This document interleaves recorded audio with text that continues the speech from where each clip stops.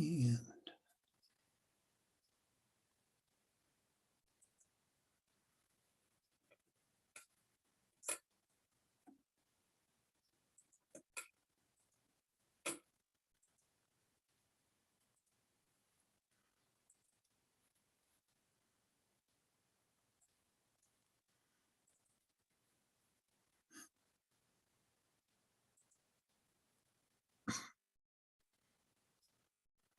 welcome to New Tracks Workshop. My name is Jim Kello. I'm the creator and host for New Tracks, where mentors help modelers build. Thanks so much for coming. I hope you come back often and tell your friends about our show. These Saturday workshops are a new project for New Tracks. They've resulted from comments I've received from modelers about scratch building and Chris Blackmar's interest in producing and leading this effort.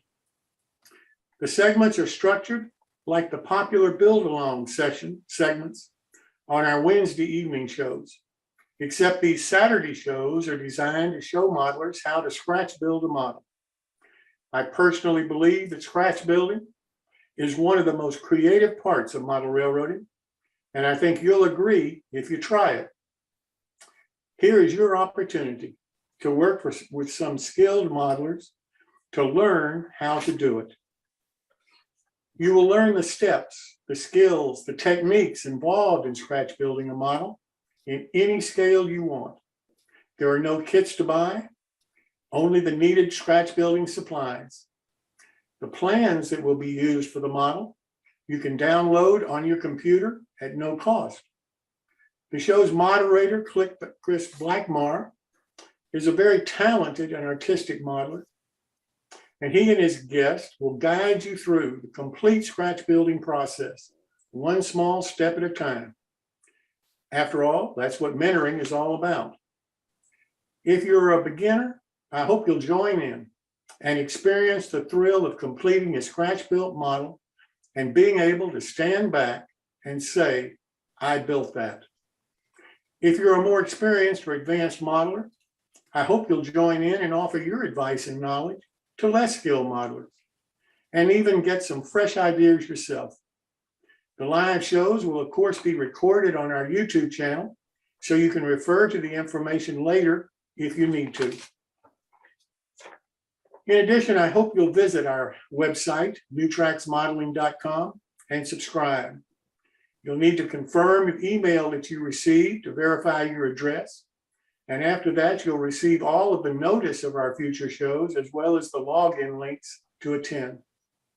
If you would prefer to watch the series on YouTube, you can do that by going to our channel, New Tracks Modeling, ring the bell, and click all.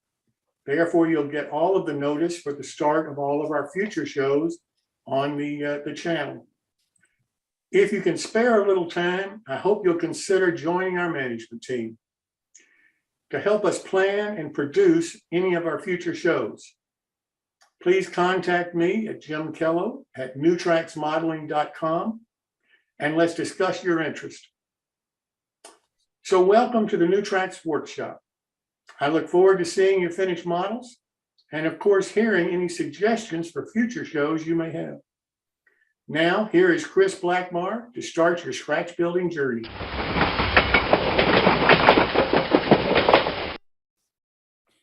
all right. Hey, Will or Rich, can you verify that we got it going to YouTube? We're live on Yes, it YouTube. is. Okay, because I had a problem getting it kicked off there. All right. Well, welcome everybody, and thank you for joining us.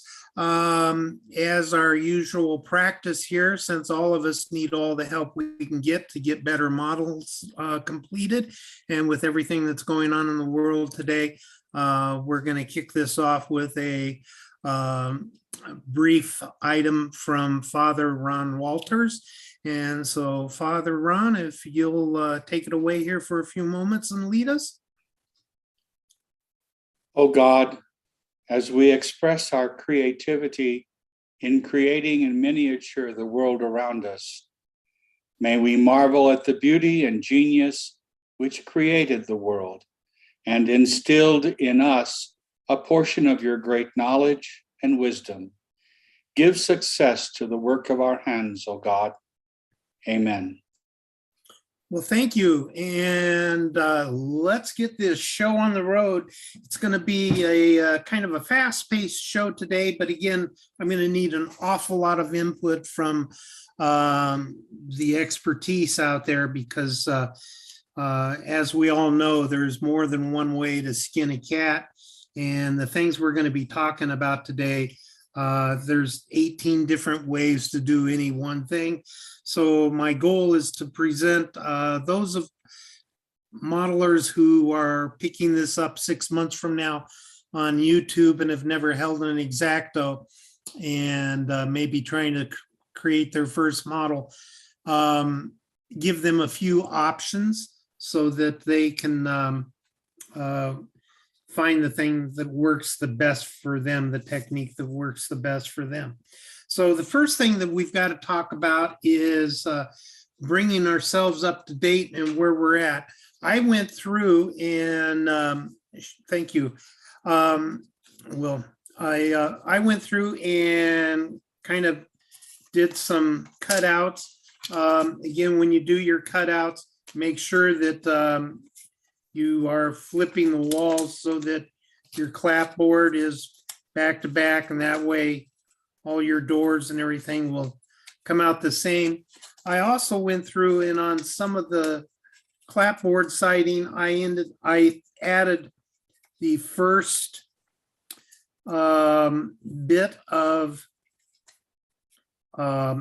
bracing on the back. If you will recall, we went through and showed how we could add stain, and by controlling the volume of stain that you're actually adding to a piece of thin scribed wood. This is 3/32 or putting it into HO scale, like a about 6 inches thick. We did that without any warping, and I know that it shows as brown on my desk on my map, but it's actually turned out kind of a gray, and this was done excuse me, with an A&I stain, alcohol and ink. We used a isopropyl alcohol. Actually, I used a 99% instead of the 91%, and it was 1 teaspoon of India black ink, and that's non-waterproof black ink. 1 teaspoon in a pint of alcohol. That gives you a light mix. 2 teaspoons gives you a medium mix, and 3 teaspoons will give you a dark mix. And this is 2 layers of the, shoot, come on here. I still haven't figured out exactly where this thing fits, but that's 2 layers of the gray, excuse me, of the light to get that kind of weathered gray. So the other thing I was going to do was pick up and show the coloring, and we were going to do a couple of techniques on coloring the walls using soft pastels and weathering stains, and we were going to try to do it kind of in a more of a single pass, but I was showing how you can color both traditionally with doing your undercoating, and then we're going to do something a little bit out of the ordinary. We also then have an even thinner siding, and this is all of my walls that have for the tall building structure that I cut out, and this is just a scribed sheet, and this is 1/32 of an inch thick. So this stuff is really thin. The reason I picked that instead of the 3/32, which I would normally build with, is I wanted to show how you can brace it and avoid problems. And hopefully we'll get into, I'm going to try to flood a wall a little bit and try to get a little warping so that I can show how you can go through and adjust the warping if you do get that for the newer modelers. So jam-packed today, that's the agenda for today. All right, well, let's start off with here and talk the backside and the bracing. What I've done here on this bracing is I've gone through and I've used about a 1/8 inch square strip wood. And I just went through and applied the bracing to the back, to the top and bottom. Now, the bottom on this thing, we do have it coming across. You can see that there's still a one clapboard width wide here. So the bracing is on the backside and it does form a little bit of a lip. You could go through and sand it out if you wanted to. What happened to me here? Sorry, folks.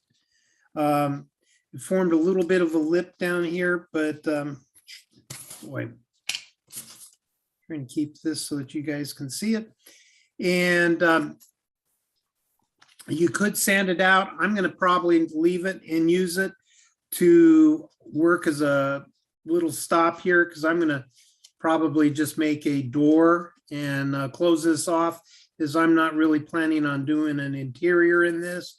So I'm kind of waiting to see. I may change my mind on that because Heath is providing his ice machines. But we'll get into that here in just a minute. So we've got the siding coloring here, and I'm going to turn it into a white. Now with this one, we discussed soft pastels and pastel pencils. So I'm just grabbing a, it's called a Stabilo, and shrink. I'm still trying to figure out how to get everything focused. There we go. It's a Stabilo, and this is just kind of their white. And you can see that I've got a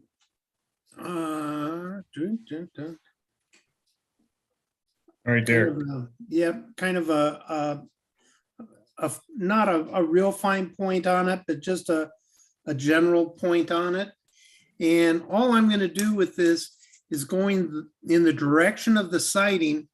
I'm going to go through and try to add a little bit. Now, as I spoke before, these are kind of hard pastels in grade. And so I may have to resort to a trick, and I'm going to have to because it's just not quite coming off. And that trick is grab your alcohol and just stick the pencil in it for a couple of moments. Chris, Yes.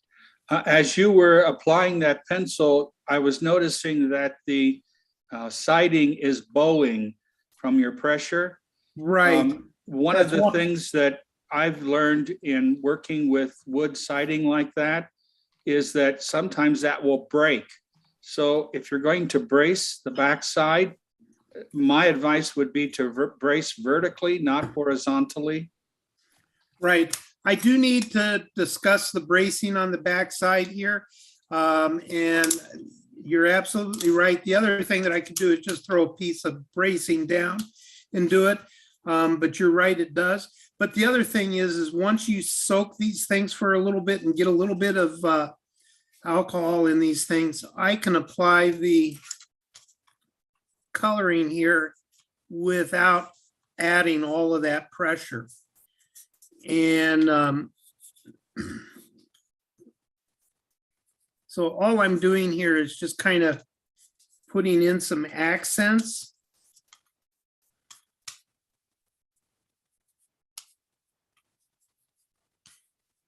And I'm gonna do it a little bit heavier because of the eave up on the top up here.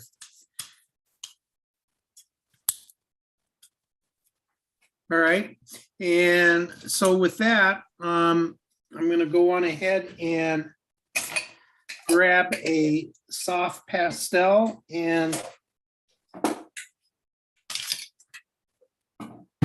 make up a little bit of a stain mix here.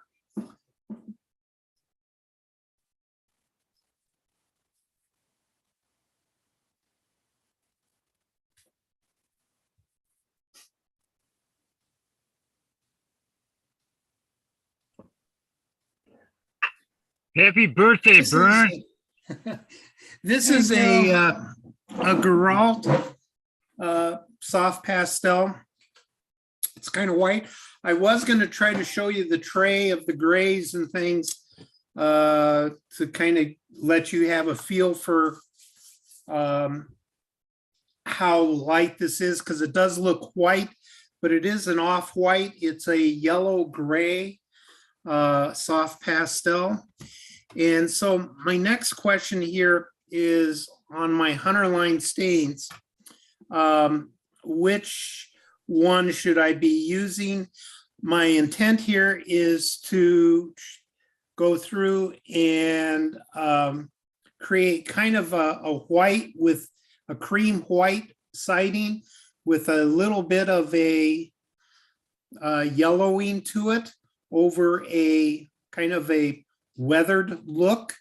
So I'm going to go on ahead and on this one, I'm going to use the raw, well, I think I'm going to use the yellow ochre. The raw sienna will add kind of a red tone to it, which I don't think would work. The sepia will also add a red brown. So I'm going to stick with the yellow ochre, but the other two are also possibilities that you could use.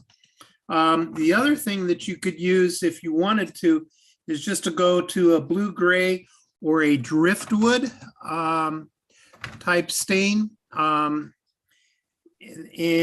those would, that color is kind of a gray. The driftwood is very similar to the A&I. But what I'm going to do here is I'm going to take just about a squirt of I'm just using a eyedropper, and I don't really get too technical on this. I'm just going to take about 5 drops in here. So I'm getting enough up in my dropper.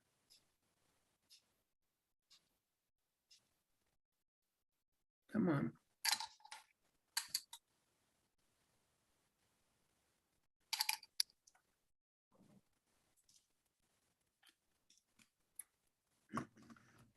And then I'm going to take, I'm going to make it start out with about a 3-to-1 ratio.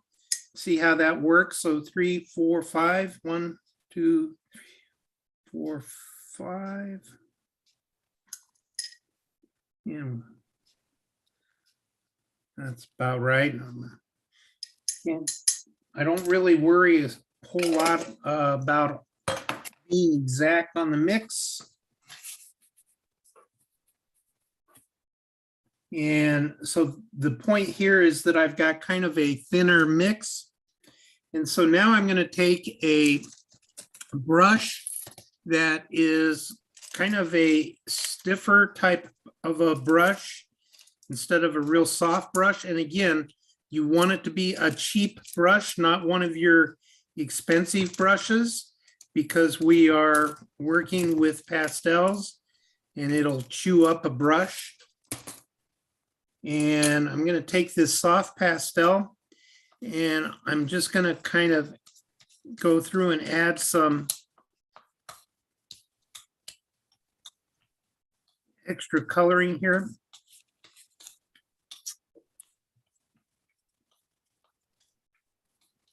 You'll notice that the pastel is kind of catching on, maybe you can't see that, but the pastel is kind of catching on the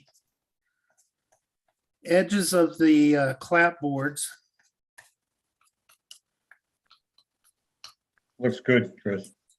And so that's kind of what I've got right now. So now I'm going to take this stain that I've got and I'm going to dip it, my brush in there, load up the brush, and then I'm going to just tap it on the thing here to kind of unload it. And then I'm going to start applying it. And I'm going to kind of scrub it a little bit as I'm going through. And like we talked about before, the pastel, it's going to take 2 passes at least on this.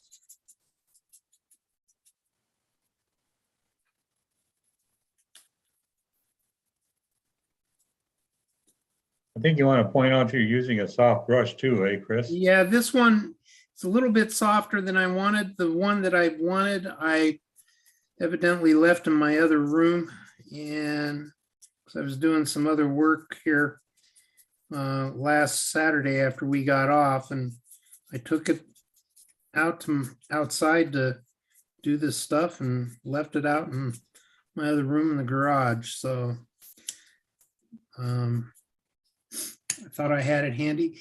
And now this is still kind of damp and wet.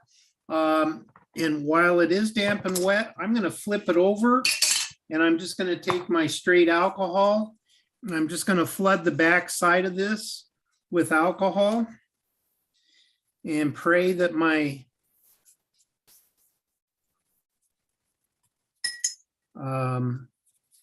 bracing doesn't come undone, because quite frankly, I got up and just added it a few hours ago. So. You ever have a problem with the alcohol softening the glue, Chris? Yeah, that's sometimes I do. That's where you want to have a tight bond. Yellow glue, if you use the exterior, it's kind of waterproof. The interior is not waterproof. But what I'm waiting for at this point in time, and I can apply a hair dryer to this, is to kind of show you some of the coloring at this point in time we're starting to get. Oh, it's good. Oh, there. It's just not quite showing up what it really looks like. Let's see here. Still showing kind of, it's really accentuating, the camera is really accentuating the white colors. So I'm going to throw some more, I'm going to make up another batch of stain here. Hey, Chris. Yeah. In the future, you might want to, I find what works good on the video is to, not to make more work for you, but to add a white piece of paper behind your, when you're holding something up. The white balance, it'll focus on. Working, yeah, we tried that with black and with white both, and you're right. Probably should try that again. Just a suggestion. I know what it's like. No, it's a good suggestion, and to pressure. it's now with this stuff, I am shaking it, this yellow ochre here, and I don't know if you saw it, but I just added like 3 or 4 eyedroppers full of alcohol to my palette here, and you guys just can't really see the palette. And then all I'm doing is just adding a little bit of little bit of this stain. I'm trying to keep the stain. So I've got 4 drops to 3 full eyedroppers, 3 to 4 full eyedroppers full in here.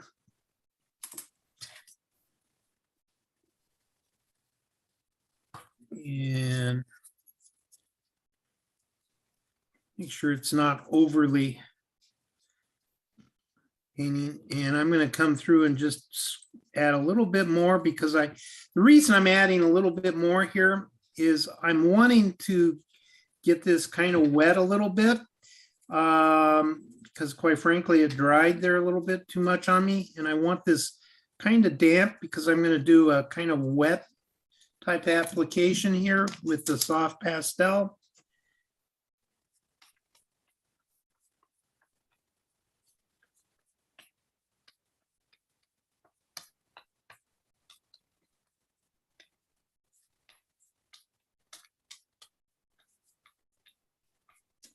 And if I go rub up it like this, I'm catching the pastel edges on the clapboard edges, and that's pulling off some extra pastel for me so that I can come through and later spread that out a little bit.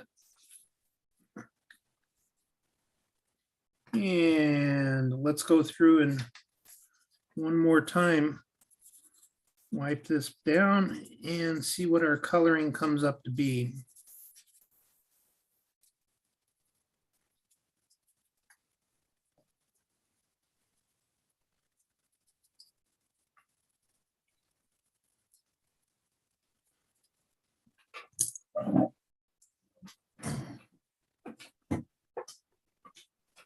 And I'm gonna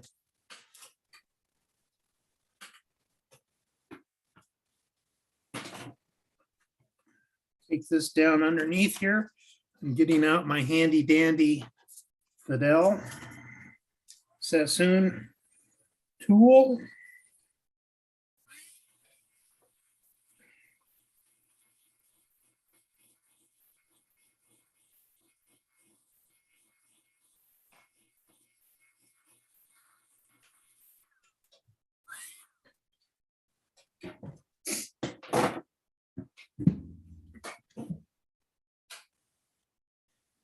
And you can kind of see it here. Now, I've got a couple places where the pastel kind of got a little bit too thick. Again, it's accentuated on the screen here, but I'm just going to take a toothbrush, an old toothbrush, and I'm just going to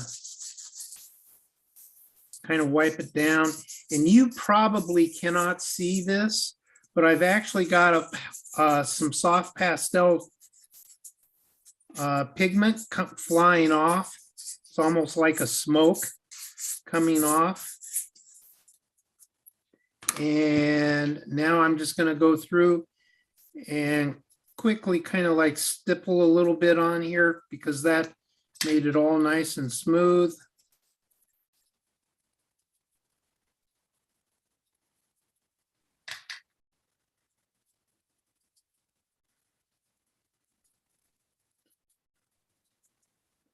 And hopefully we've got a decent color coming out here.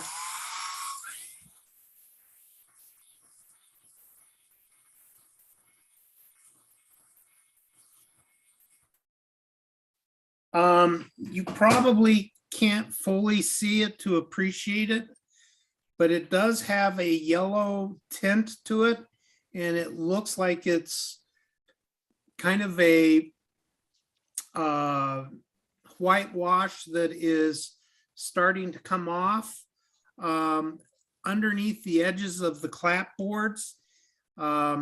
It's actually kind of more yellow and a weathered look than it is on the base or the middle of the clapboards. The clapboard edge sticking out is a little bit more raw, and we'll go through, and once we get all the coloring done, we'll take a fan brush and just briefly go over with the fan brush coming up and catch those edges with some A&I stain or a Driftwood weathering mix. And that will highlight those edges and make them appear more weathered.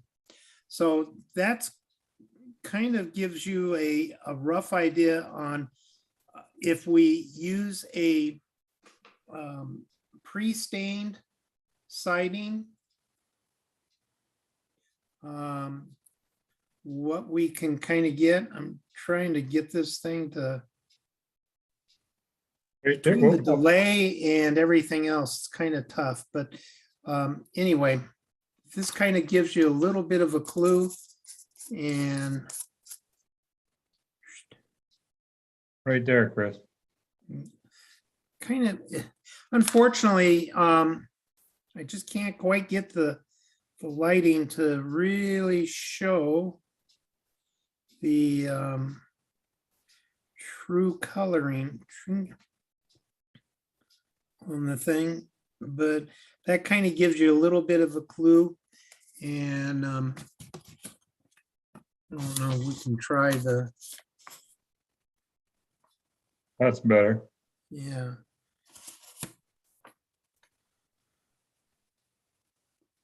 Was the building originally a white color or Steen? Probably most of them are. We don't know that as a fact. They were probably left unpainted or were probably painted white. And if they painted them white, they probably went with the cheapest white paint they could find, which I suspect was more of a whitewash. And that's Yeah. what I'm trying to kind of recreate here, is a whitewash that's kind of worn, but kind of coming off, starting to peel off or wear off, if you will.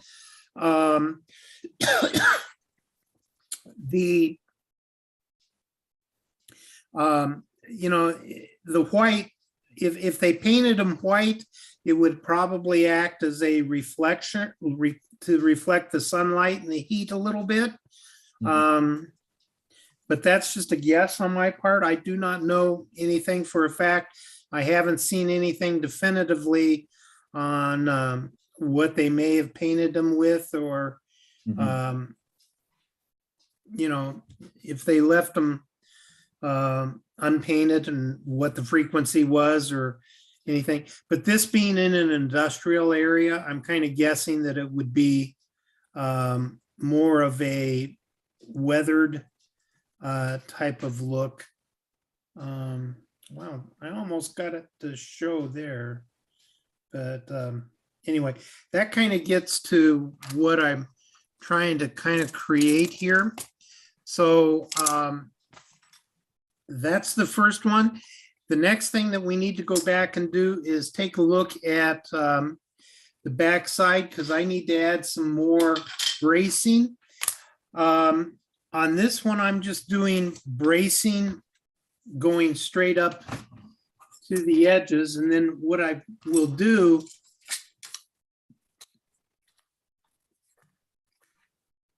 is my walls, you always, whenever you brace, you always have to remember to allow a space for your wall to come in and sit, because I'm going to use a piece of edge trim on here. So if I put this all the way up, then I've got to cut one side or the other down. Otherwise you have a problem with the stuff running in. That's just common sense, but a lot of people run into that problem the first time or two that they build a model. So use your piece of strip wood and allow yourself an extra little bit here.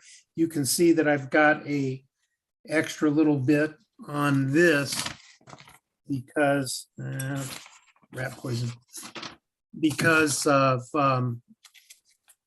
I'm also going to add my trim, and I just broke that little piece. That's why I use tape down here. I just broke it, so I'll glue that back on. All right, so let's talk bracing here real quick. And this is where I need a lot of input from you guys. There's a lot of thoughts about bracing and how much bracing to use or how little bracing to use and where you should put it. What are some of the thoughts out there? I'm going to put, just to let you know, I'm going to put one piece right here, and then I'll put a middle piece, and then I'll put another end piece on this, and I'll go through and glue all of that on while we're talking. But some of the other guys out there, I know you guys have built tons and tons of models, and there's lots of pros and cons about bracing. So what are some of your thoughts and things? I'll kick it off with Pat. I'm going to put Pat Rivard right on the hot seat right off the beginning, you know, to get this thing going. I have put them on each end and one in the middle, depending on the length of the wall. What scale do you typically model in? Whole scale. O scale, okay. And you're using what, a 1/4 inch typically? Yes. Okay, so how do you put it across the top and the bottom, or do you line it up somehow any way special or anything? Well, I keep the top and bottom even unless I got a bunch of rafters to go on, and then I try to leave the top part down just a little bit. So you don't have to bevel it. Okay, And then if I'm doing interior detail, I'll use 2x4 studding all over the place. okay, But where the one wall meets the other, you want to make sure you leave a space for the two of them to meet together. right, If you have them both even, they'll never join together. right. I agree. That's my thought. Okay, just as a side note here, because I'm gonna get into my glue. I keep an Eileen's tacky glue. That's what I'm using on this structure. I keep it inside a little bit of it's just a little container. I think it was actually a urine for urinalysis type thing. But it's just a little plastic container. Just happens to fit this Eileen's perfect. And I That's a good keep it idea. upside down so that all I have to do is squirt it. If you keep your glues upside down and in something, they're always ready to go. And I used a ton of Altoids tins. And what I've got here on this is just some toothpicks. These are rounds. I typically have a mix of both rounds and flats. And then just 3x5 3x5, just old business cards on the other side here. And I just put a stack of them in. And if I have something that I always want to remember in my build, but so a few steps down, I'll just write it down on one of these cards and stick it towards the back of the stack. And then that way, when I get back there, and as I'm peeling these things off, that reminder comes up. So, and if I haven't hit it already, I just push it back a little bit further. So, and by keeping this kind of off on the side, and because I build on a plate of glass, what happens is the glass edge keeps the lid up straight, and I can just go through and it keeps it flat, and the glue doesn't run, is what I'm trying to say. The other thing that I did is, it's hard to show right now, and I'll show it somewhere else, but I just used some of that rubber matting that's used for dishes, like inside the cabinets and things for glassware, and threw that on the bottom of the Altoid tin, the base that's holding the toothpicks, and then that kind of keeps that from running away. How about some others? Thoughts on bracing and the volume of bracing? And Can I ask a question, Chris? Sure. Why your selection of Eileen's tacky? I'm using Eileen's tacky on this one because of for the newer modelers. I'm thinking some people may kind of tend to go along with what I'm doing. This is a PVA, and it gives me a little bit more time to play with it. I would normally be using a yellow glue, quite frankly. I would normally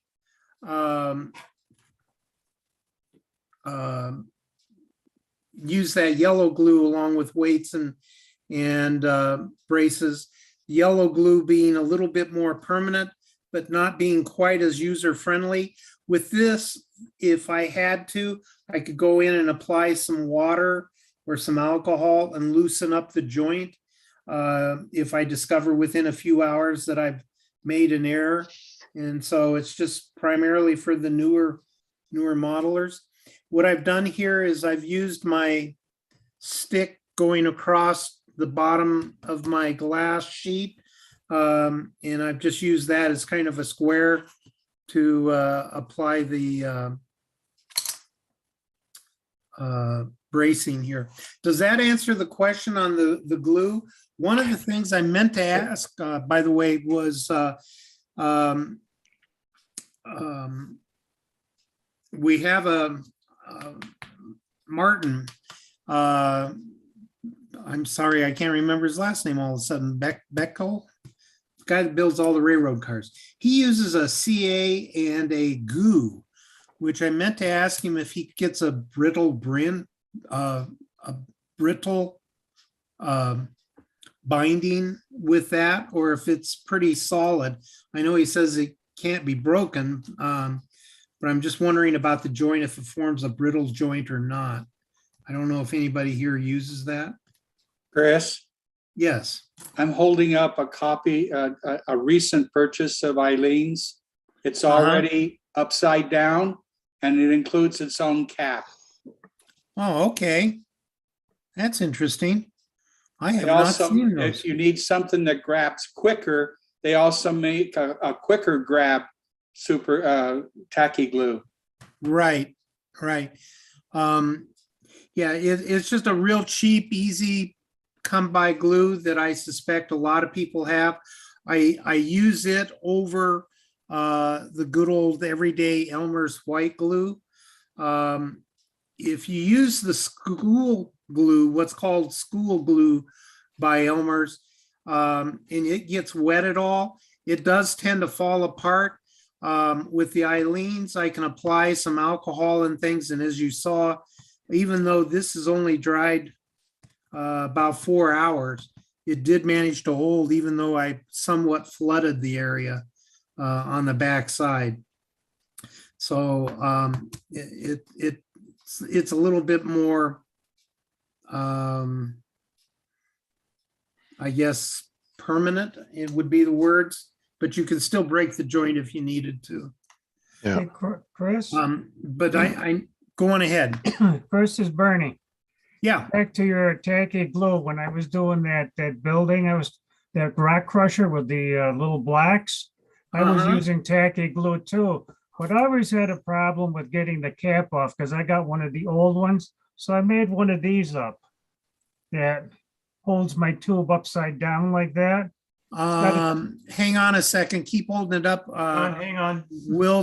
I'm trying to get Will to Got it. spotlight you here. There we go. Oh, okay. So what I Wow, did, that's is quite a jig. well, yeah. See, the problem was getting the cap off. You know, it doesn't taste very good. So what I Yeah. did is I come up with that. I can leave the cap off, and it won't stick to the plexiglass. So each time I needed it, I do a little and then just put it back. That's a slick little thing. It's just Wow. something. Cool. That's worth the price of admission, guys. There you go. And that didn't take a whole lot to build, I'm sure, but yeah, that's worth the price of admission.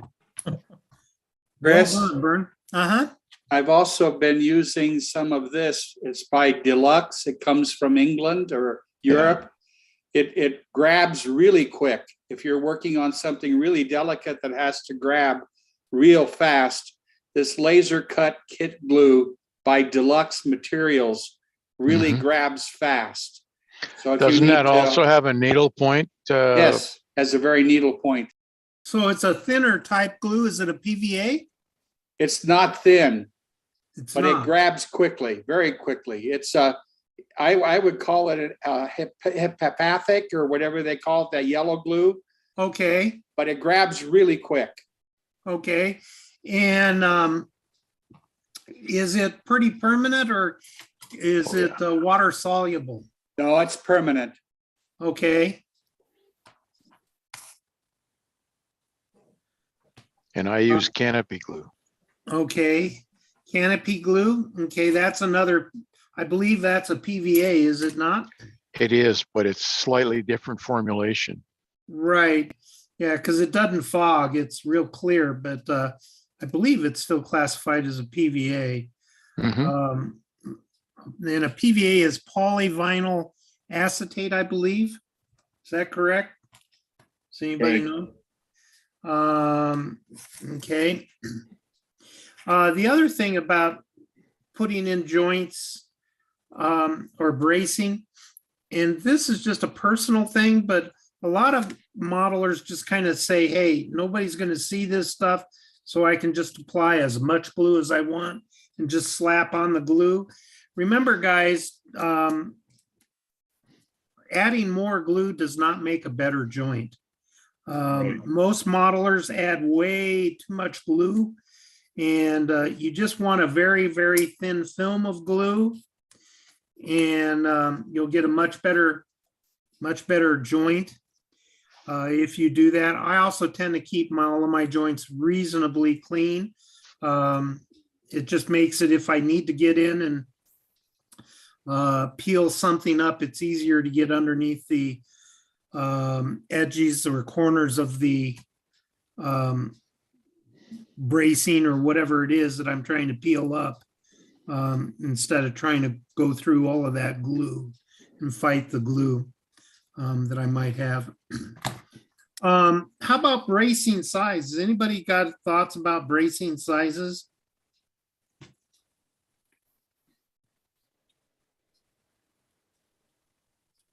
Wow.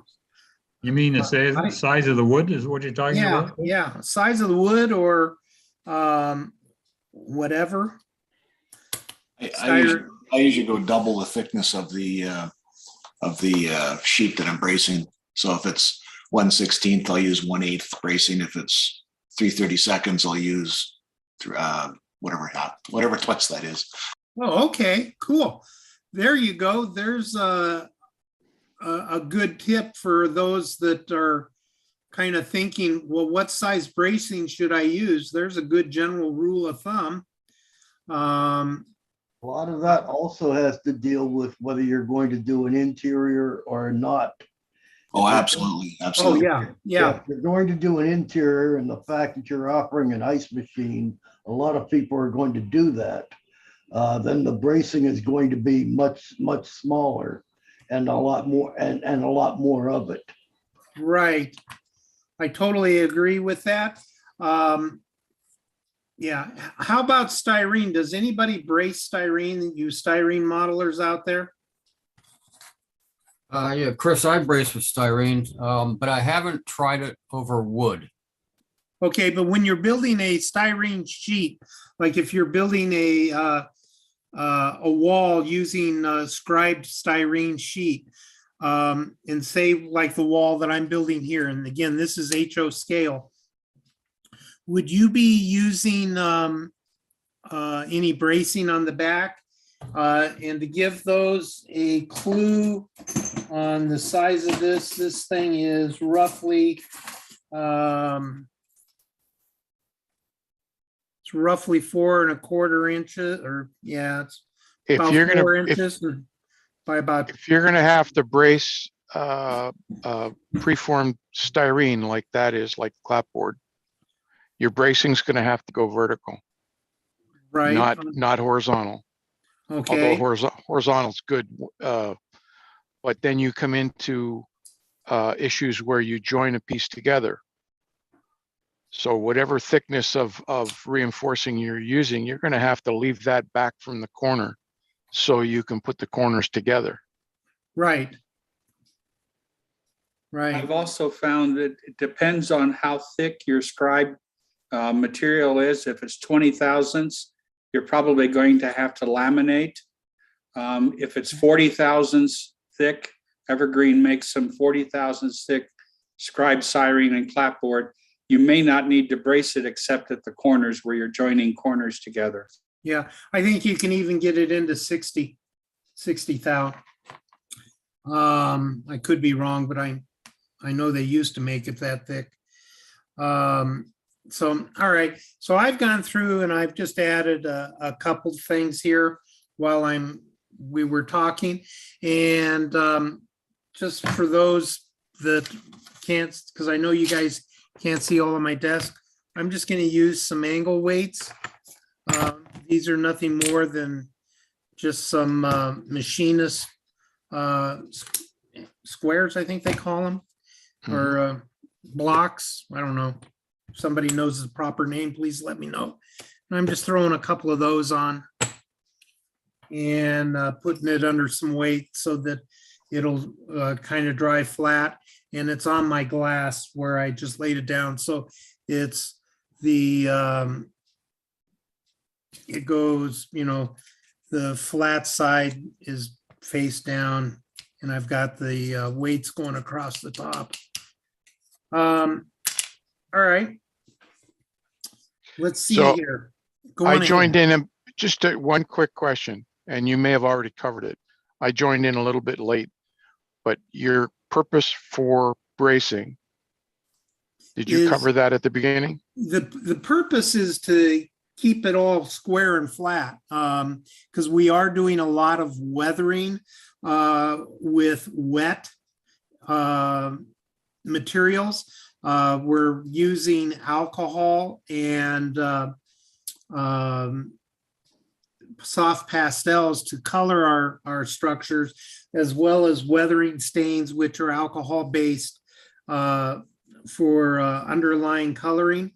And so we're using a lot of fluids on this. So we're bracing the sheet styrene so that it, or excuse me, the sheet wood so that it does not bow, because this stuff will tend to bow because it has got scribes and things in it. So, and we're going to be getting into using some 1/32 here on the tall building. So I'm actually going to try to make it bow a little bit and then try to correct it.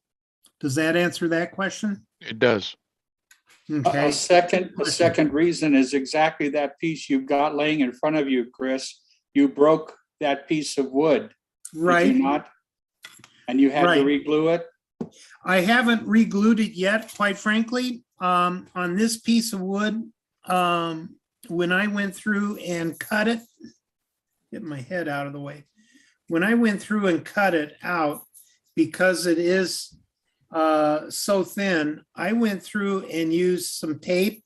This is Tamiya drafting tape, but it's for modelers, so it's got a low tack to it. But I put the tape on here, and I keep a heavy roll of it just right here.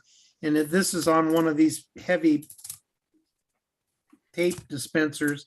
So you can do it one-handed. Yeah, so I can do it all one-handed. But I put tape on the back of it because when I went to cut it out, I didn't want it to split off. And when I was twisting it around trying to show you guys stuff, I caught it with the heel of my hand and actually broke it. But I did have the tape still on there a little bit, so that's still holding it in place. I do need to go through and glue it yet, so might as well do that now.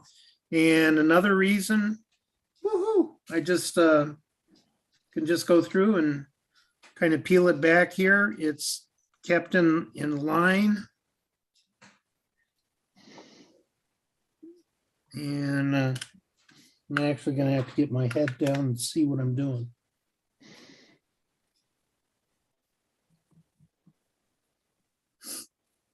And again, you don't want to get a whole lot of glue in here. Thin is the name of the game. And because it broke right at that little seam, if you will, it's at the clapboard seam. I got real lucky on that, so it's going to make it real easy to hide. And so I'm using the tape right now as kind of a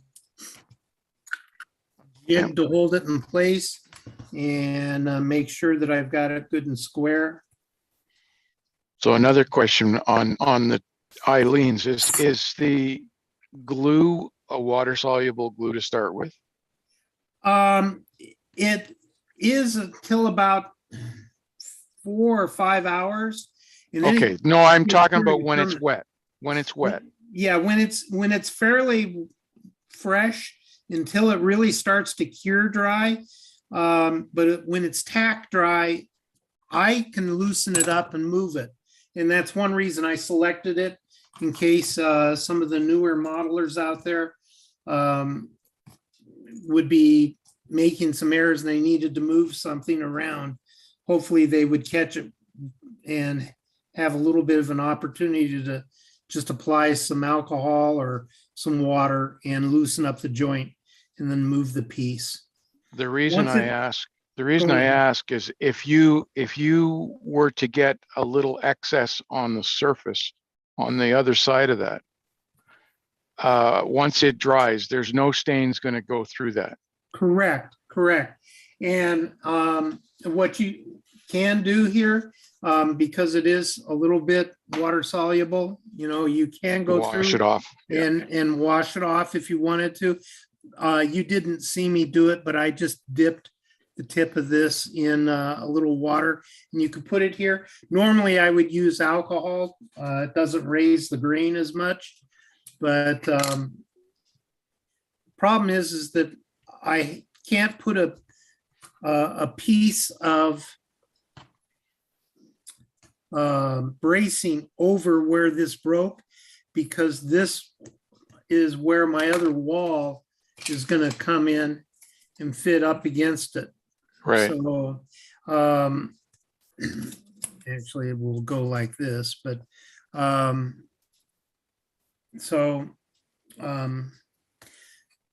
of got a problem with this one, but with that little piece, but anyway, go on ahead.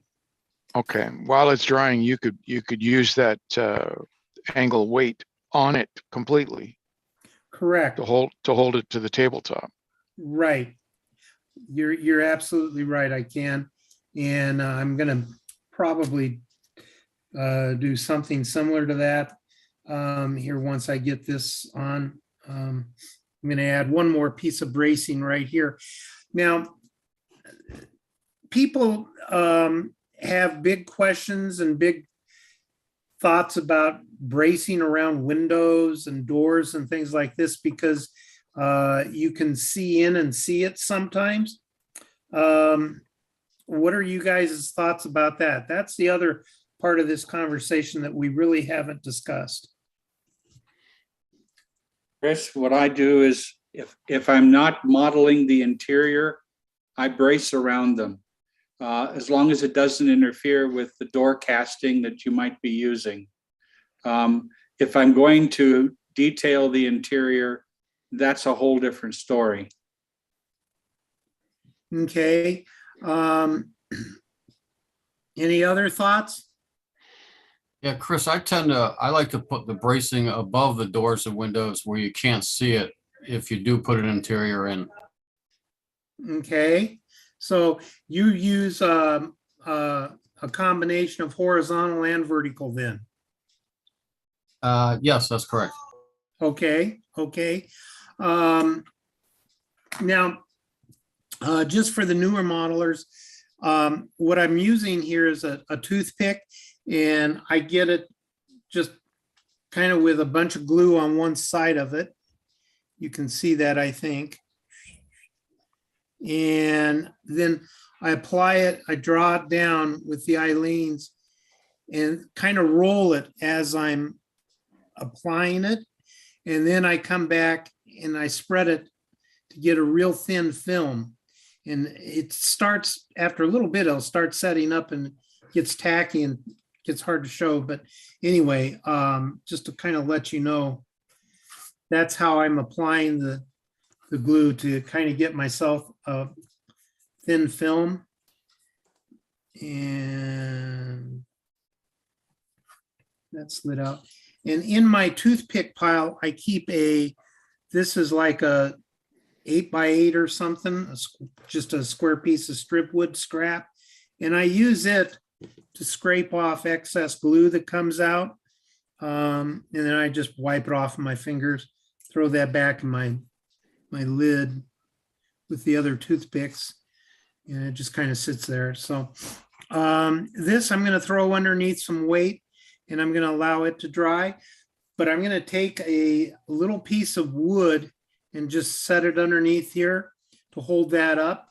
And that way I won't have it kind of dented. So I've got some Chris? straps. Yes. I use a needle applicator for applying glue to wood products and paper products. It gives me greater control over how much comes out. Yep. And so I Uh-huh. don't have as much to scrape off if it oozes out after the joint. Okay. All right.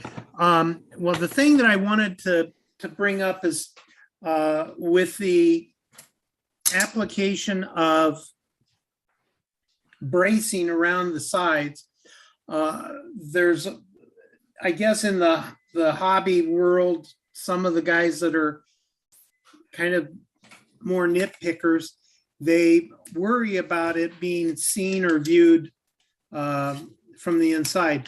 Now I'm going to go through and I'm going to paint the back side of these and it'll all be black. And then I use partitions around my walls and things. So it's pretty dark pretty quickly. And because I use a darker color, I normally do not have any issues with things being seen on the sides. And that's why I'm not at all worried about using it. And again, on this one, you can see, it's not going to work. You can see that there, if I get it right here.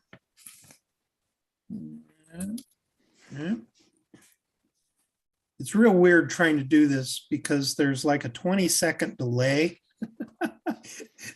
15-second delay. And so everything's 180 degrees off, plus with the delay, it's real hard to kind of get this to show. It's all kind of, I'm still trying to learn all of the nuances of presenting this stuff. I do have like a 1/64th. It's maybe a quarter of a clapboard thickness edge on the back side right here where this bracing is sticking up above the one clapboard width. But I'm not going to worry about that because I will have a kind of a dock in front of it. And so that's going to pull my eye away from it. And then I'll have some things coming down or a door coming down and across it. And I can kind of cover it that way and paint it dark and black and make it blend in as a shadow a little bit. So I'll just turn it around and use it to my advantage. It's sloppy modeling, quite frankly, but it is one way to kind of create this model that we're doing. How about some of the other guys here? What are your thoughts on the bracing? Are you going to paint before you brace that or after? I'm going to paint after. You can paint before, but the question mark then is, You're glued to the paint, not the yeah, you're board. gluing to the paint instead of the wood. And but on the flip side of the coin, if you're applying a bunch of fluids like we're doing, then, by the way, for those that were kind of wondering what I'm doing, I'm just grabbing some, this is Kapler wood and it's just strip wood. And this one happens to be 12 by 14s. I literally just didn't grab the 12 by 12s. I grabbed my 12 by 14. So anyway, go on ahead. I think I cut somebody off there. Okay. These walls on the back side, I went through and notated with pencil marks if I needed to set the bracing back. So all of these walls that I'm doing right now, we can go on ahead and just apply the bracing here.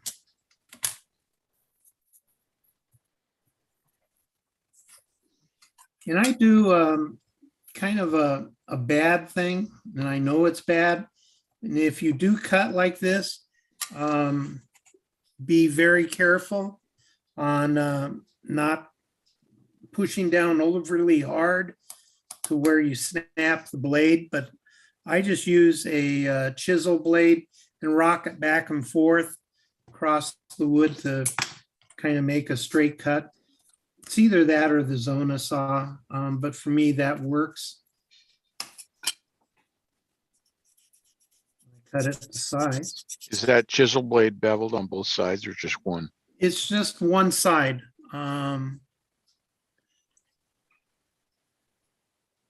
Okay.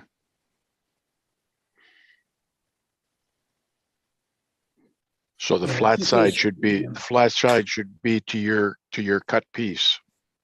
Yeah, it doesn't really matter. Actually, It ends up going down like a chisel. It'll go down Right. on an angle. on an angle, but you can use that to your advantage by, if you have, I'm kind of like exaggerating this here, bear with me 1 second. If you have a piece of wood that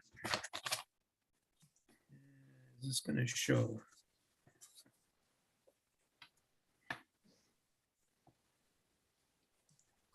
If you have a piece of wood where you've got an angle, let me try to color this, maybe that'll help.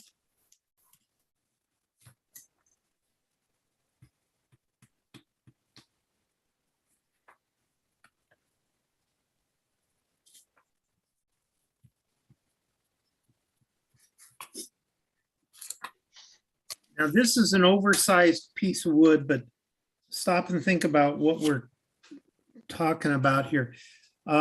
If you have an angle on the wood that you just cut, so that you've kind of got a thinner piece. So this did not quite come out as good as I wanted to show, but I'm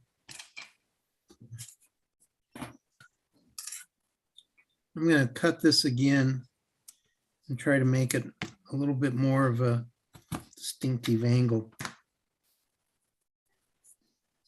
So if we have a piece of wood that is cut at an angle, I think you can see that. When you go to press it in, you can use this top angle here and push down on where you're putting it in. Or if you come up from the bottom, sometimes it'll kind of fold up. But you remember, we're talking very thin pieces of wood. We're talking, like 2 or 3 inch HO scale thickness. But with that angle cut on the chisel, which you're absolutely right, it will cut it at an angle, but you can use that to your advantage because you can get a tighter joint by pushing down on it. If the wood is just slightly oversized, and it'll like kind of pinch fit. Does that make sense?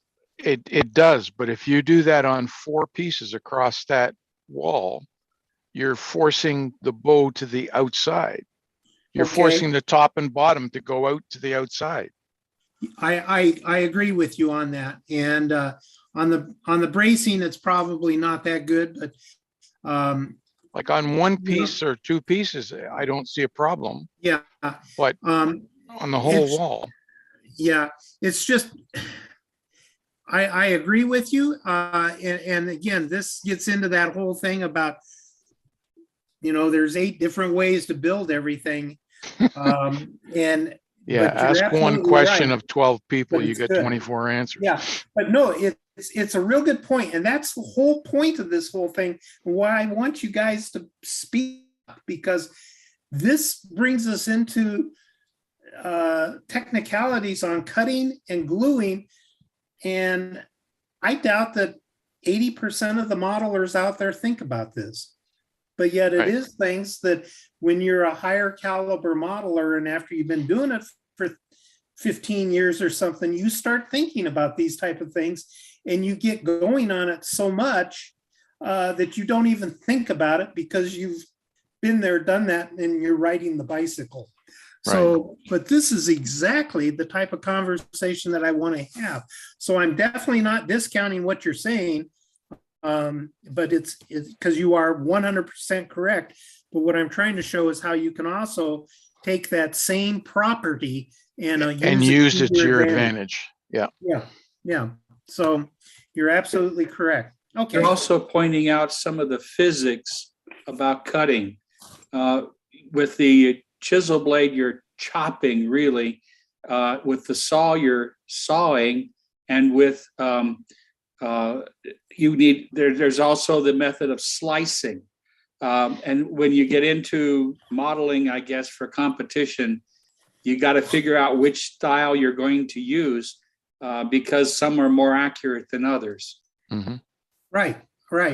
And, it also kind of comes down to, is it a joint that's really shows, or is it a joint that kind of shows but doesn't really matter that much, like on the front of a building corner or on the back of a building corner? You can maybe see both of the building corners, but if the front wall of the building is to the front of the layout and the back wall is to the back, that cut could make not that big of a difference in some cases in the back and in the front.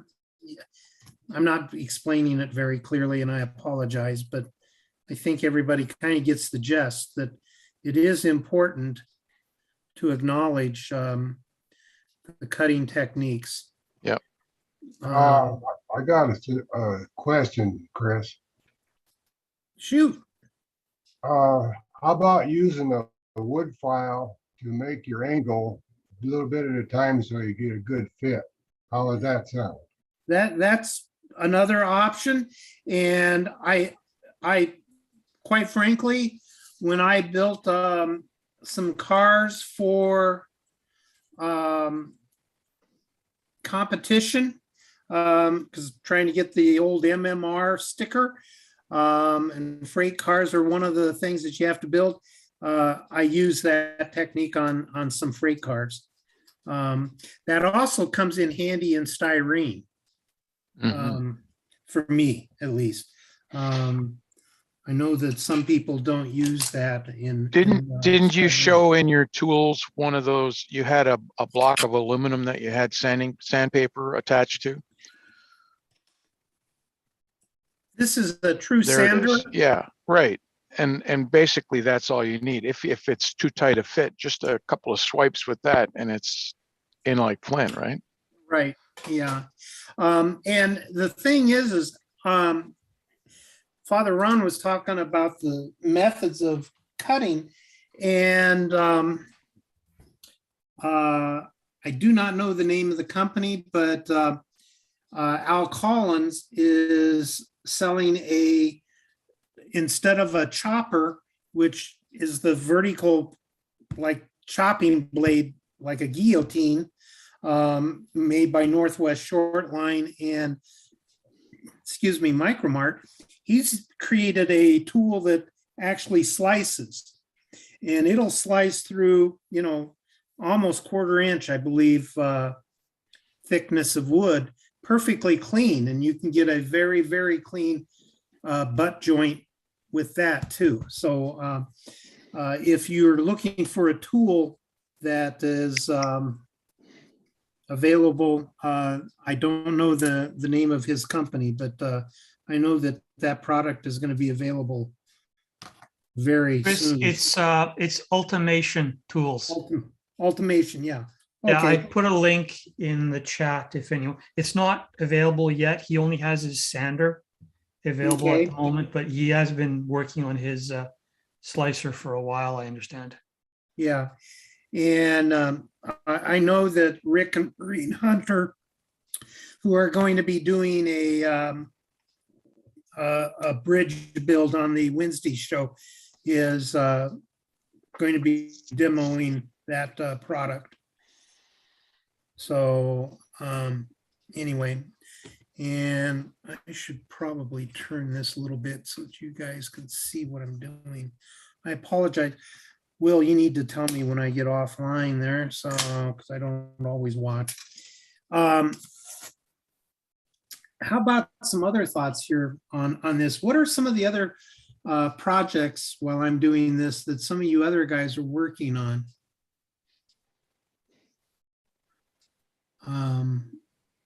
I know not everybody's sitting here just building the sand or the ice house, but you could be building something else. Got anybody else doing that? I'm going to be doing the depot dash that model railroaders contest or their build along or whatever it is. Okay, I haven't heard of that one. What's that? What's that one all about? And who's presenting? It's Walther's UP short line or UP standard depot, and you're supposed to kit bash it into something else. Really? Well, that'll be interesting. You can kind of show us what you got going every once in a while. I know, Father Ron, you were building this ice house in HO scale. What have you done for your bracing? I think you're doing an interior, are you not? I'm not doing an interior. I used matchsticks. Okay. They were actually used matchsticks, so some of them didn't go all the way to the top of the inside. But okay, it's enough of a bracing that'll keep the board, the wall stiff. Okay, and you were using a cereal box cardboard, I believe, on the for the substrate or the subwall, or yes. Okay, it's the main wall, and then I use the index cards cut into 12-inch scale strips as the clapboard. Okay. All right. And so was there any thoughts, since you were doing it in cardstock, was there any special thoughts you had about coloring it, or in how that might affect your bracing or anything? I braced first. The difficulties, I used the cereal box. The outside is printed, so it's very slick. And I use that on the inside. So as I put the matchsticks down, I use the weights like you're using weights to keep it flat. Otherwise, it wants to bow. And it bows basically against the printing. So the outside is obviously the part that's not printed, and that's where the index card clapboards were going. So after I use that, then I use the weight to flatten it, to keep it stiff and flat. But even then, I had some curvature, some warping. So I had to re-wet it and weight it again several times to get it flat. Okay, and when you re-wet it, did you wet both sides or just one side? No, I wet both sides. Okay. So that's what I also tend to do too, in wood, even to help prevent bowing. I get both sides wet, as you saw before. So let's see here.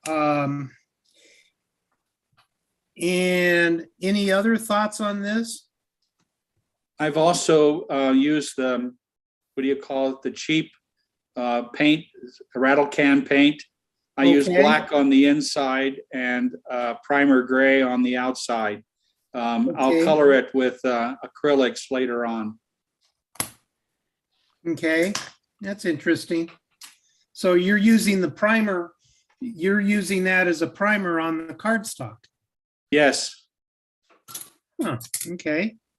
So that seals your Before or cardstock. after you cut the strips? All the strips are cut and applied before I do any painting. Okay, okay. This is for Father Ron. I find paper matches make ideal rafter tails for under the eaves of most buildings. Thanks. I intended to use some of Chris's suggestion about the special paper that he was talking about, that pad of Bristol board, I think is what he's called it, to use that for the rafter tails. Try the paper matches if you can find them anymore. Okay, I'll try that. Thank you. Yeah. So the one problem I will say about the Eileen's tacky glue, because since we were talking about it, if you get a little bit too much of it on, like this one, I'm fighting it, it gets slick. It's almost like soap, and putting wood down on it. And when I try to go to remove the excess tacky, I'm pushing my piece of strip wood all over helter skelter. That may be because you have too much glue. Yep. The other thing that I was going to say, and I'd mentioned it kind of earlier, is that if you apply the glue and kind of like let it sit there for a little bit, and I play with it, spreading the film out, it'll kind of get tacky and it kind of starts to ball up. And then when I set it down, it tends to grip a little bit better. And like Father Ron brought up earlier, they have a quick tacky glue. I'm not using it in this build, but I have had a bottle of it, which went dry on me. But it does tack up and glue a lot quicker than the original stuff, which is what I'm using. This is, you can see that I'm using the original tacky glue. The one I have is clear. Clear tacky glue. Yep. I've heard of that. I didn't realize it was made by Eileen's though. Yep. Really? Okay. Yep. How is that working for you? I'm not familiar with that one. I'm afraid to use it Why? because I'm so used to my either Canopy Glue or like up here in Canada, we have Weld Bond, which is like your LePage's glue. Right. But both Canopy Glue and Weld Bond dry absolutely clear. Right. Yeah, I love the Weld Bond. You used to be able to buy it from like Home Depot and stuff. Yep. I don't know. I haven't seen it for a while, so. Well, I'm having trouble finding it now too. Yeah, but it was a good little glue. Chris, what I showed you before was called Turbo. This is quick dry. It's even faster than the Turbo. And this is what I'm using a lot more. If I need something little less than this, I'll probably turn to the yellow glue. Okay. And I saw that, I think it was Rick somebody had a different bottle of Eileen's up. That was me. And okay. And what were you going to show us there? That's the clear one. Dries clear. One. Huh. Okay. Wow. And that's a super gel, huh? So that's what it's called. Clear gel. Yeah. It's a gel. So interesting. I wonder how does it expand? Well, have you used it at all? No. Oh, okay. Because I'm wondering if it expands in the joint being a gel. I have to use if I'm going to use it, I'm going to use it on a small project to play with. Right now, everything I've got going is fairly large, and I don't want to chance it. Okay. All right. How about glues holding up over time? What are some of the experiences out there on that one? Has anybody had any glues really start to fail you after about 3 or 4 years? Yeah, CA glue. CA glue. Yeah. Well, CA, I don't tend to use it that much because for myself, I find that it makes a pretty brittle joint that appears to be temperature sensitive. I don't know if others experience that. I've used it in combination with the PVA glue. So if I have a joint that I can put together and I can guarantee I'm going to get it the right just right the first time, I'll use the CA along with some PVA glue. The CA will hold it while the other stuff sets up. And what viscosity CA are you using? The thin, medium, or thick? I use a medium. And if Okay. you put the CA on one piece and wet the other piece, when they come together, bang, it's solid. Okay. So they have that, what do they call it? Zip kicker or the setter. Yeah. You spray it on one side and you put the CA on the other side. Okay. Now, one thing you'll find with CA that I've noticed a lot is it works well on plastics or metal. It doesn't expand or contract. But on wood structures, especially, humidity changes, temperature changes, you get expansion and contraction where the CA cement does not expand or contract, the PVA will. So you'll wind up breaking your joint over time. That's why the CA doesn't really change and get brittle. It actually just doesn't move like your structure does. So through this discussion, we finally got an answer on why that joint is brittle. Because to me, I identified that it appeared to be temperature sensitive, but I never put one and one together, and you're probably right there. So that's a good thought. Okay. I learned that in aerospace with wooden aircraft. Okay. All right. All right. Let's see here. So I'm gonna kind of get these. You've kind of watched me throwing these together here and everything. And I'm going to come in and add some coloring to these again. And this time, it's just the raw wood. It is not pre-treated or pre-colored at all. So what I'm going to do is I'm going to use some driftwood first. And I'm just going to go through and apply limited amounts of driftwood on this siding. And then I'm going to go through and use my soft pastel. And then I'll come back with a thinned down ochre stain and apply it. Now, the other thing is just because I'm using the Hunter Line weathering mix stains, you could also do this with inks and accomplish the same thing. And quite frankly, some of the inks that I tend to use are from Noodlers Ink. And I'm trying to find can't reach across. There we go. Let me grab a different bottle here.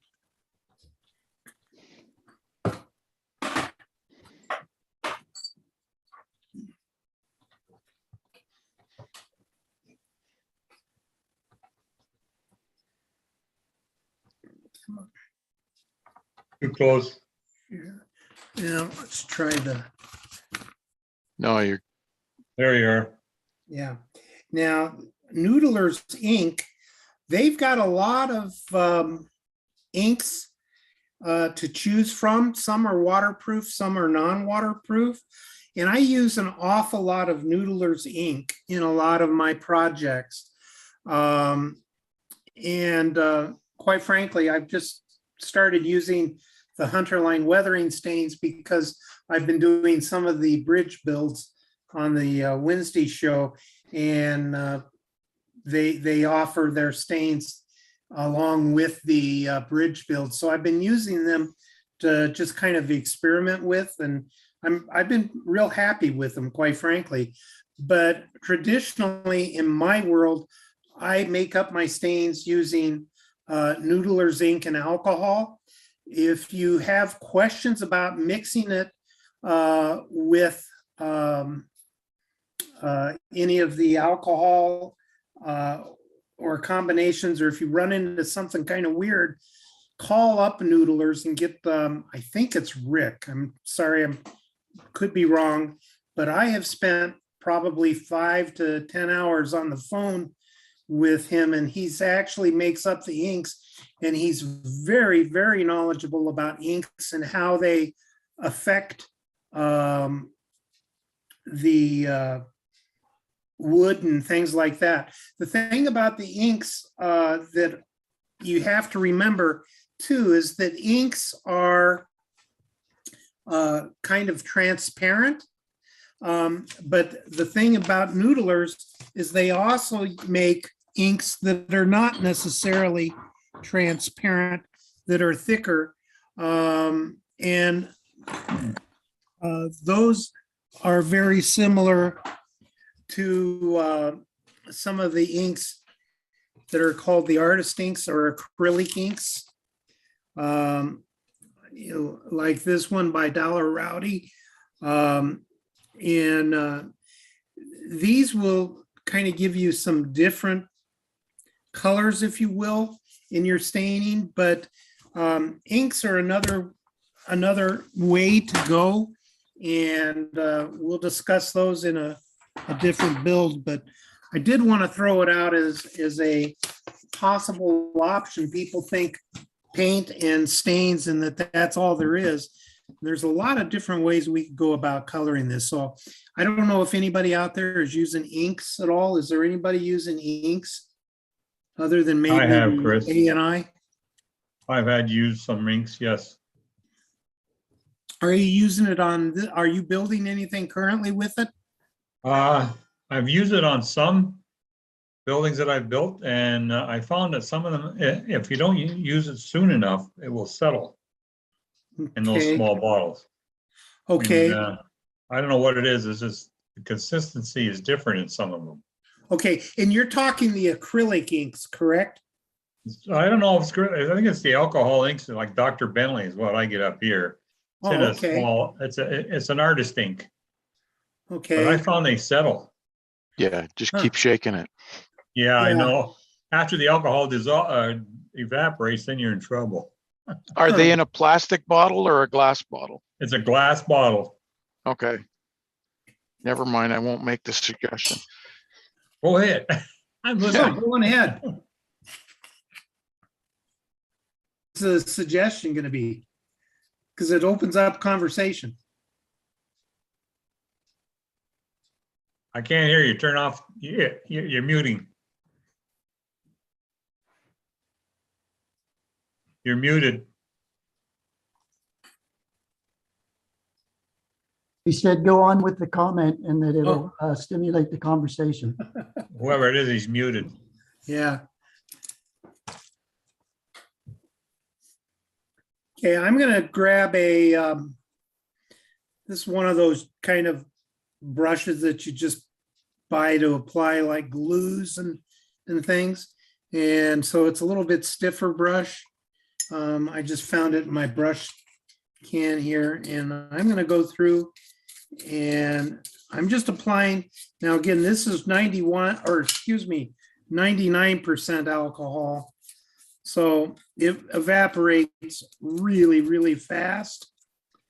And I'm not even sure I can get all the way through. On this, I may have to come back and re-wet. But what I'm trying to do is get it to kind of soak my wood a little bit here. And then I'm going to come through and apply my pastel on this. And so I have my pastel, and I kind of do it this way again. And you Chris, can why do you see- use alcohol first before pastels? Because I'm trying to get the pastel to catch on the wood a little bit, so it's not as uniformly powdered. because I want a more streaky, blotchy effect. Okay, I understand. And and by doing both sides with the alcohol, I'm trying to, I'm sorry, my head visor keeps getting in. I wish you guys could see this a little bit.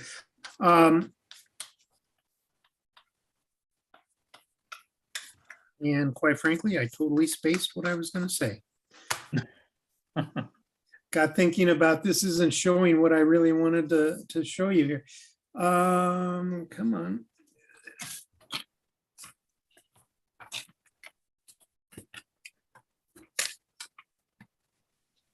Well, it's hard to see, but I'm catching the pastel just along the edges of the clapboards. And I'm afraid to put on too much more pastel to really bring it out in front right now. But there's some powdering going on it.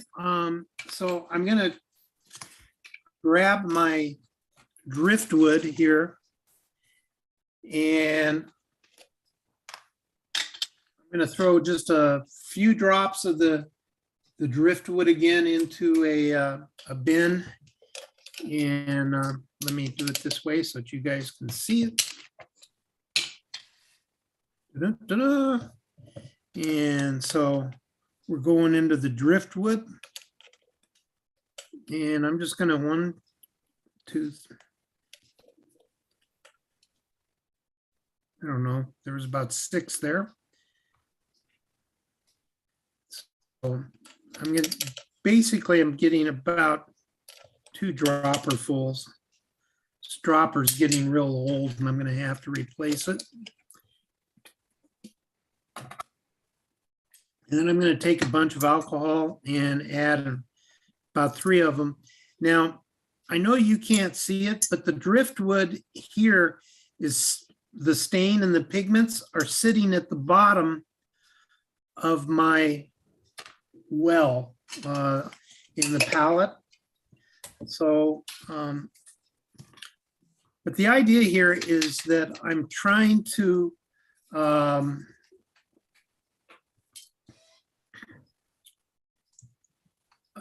use the alcohol and the driftwood all in one step. The reason for going through and thinning out the driftwood stain is because I'm using a light gray chalk here. So the gray is going to be accentuated, but I'm also trying to catch it underneath the clapboards. And so what I'm doing here is I'm using a little bit more of advanced techniques, something that I talk about, and to try to get the, I talk about this in a pastel class or clinics, but I've got the clapboards turned upside down, if you will, and I'm flushing everything really heavy, and that's going to carry the pastel chalk more up towards the bottom edges and kind of sit there and groove in a little bit. And then that way, when I come back later, when it's dry and I use that fan brush to do the streaking, the edges of the clapboards will appear to be more weathered, and more underneath where they're more covered will have a little bit more white on them. So, and I'm going to put this one aside and I'm going to go to the next one. That's the one we already did. There it is. And I've run out of stain and stuff. That's the problem with using a real highly volatile stain, is evaporates so fast that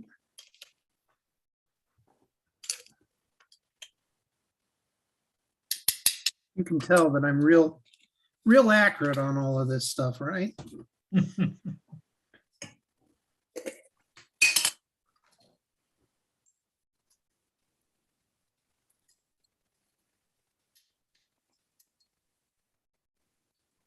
And I don't really worry about it a whole lot because, you know,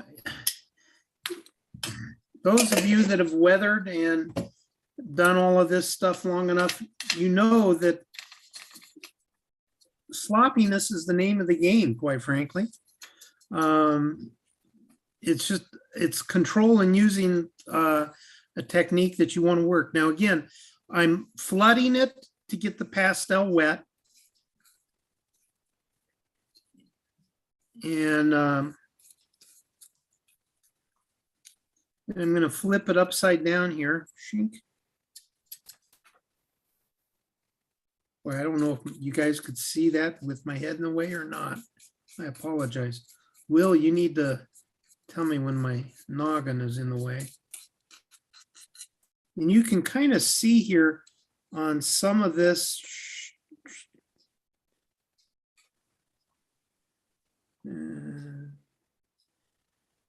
Not really. You can see on the edges there where it's kind of building up because of the fluid that's running. So that's all fluid that's running. So if I turn it, you can kind of see it going along the clapboard edges. So I'm trying to take advantage of that.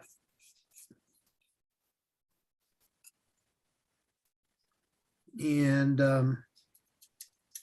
see what happens here with this.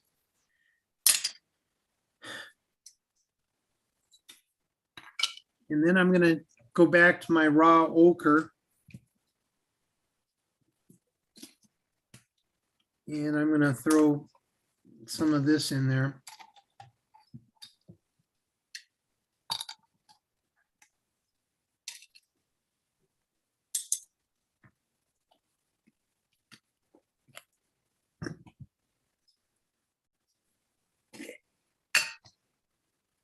And I want just a hint of the yellow, and so that's why I'm thinning this stuff down again.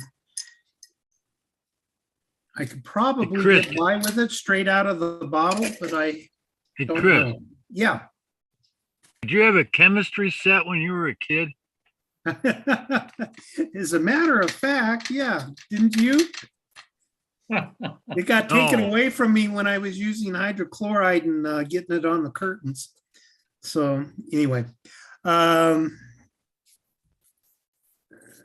again, I'm flooding this and I'm flipping it upside down. You can see that stain a lot better, Chris. Yeah, and then throwing it on here, and I'm just kind of trying to make sure that I'm not getting any real big puddles. And then we'll just throw that off on the side. Let that one kind of dry. And I'm going to come back to,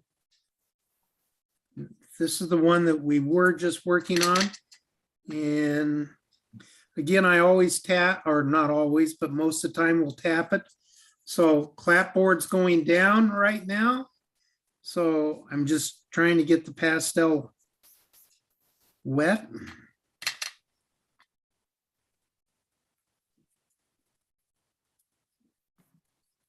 It's almost a stippling.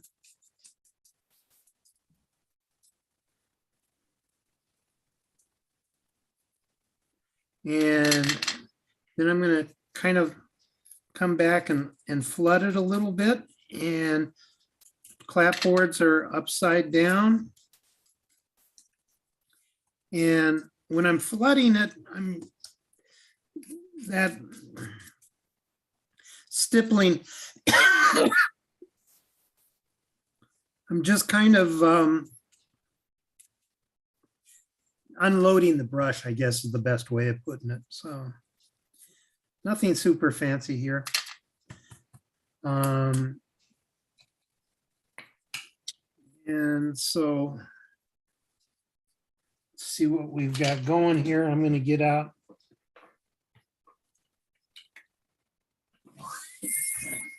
Vital Sassoon and do it to it. One thing we did not cover today is the site or edging, and we'll come back and do that next week and start applying the edges and things.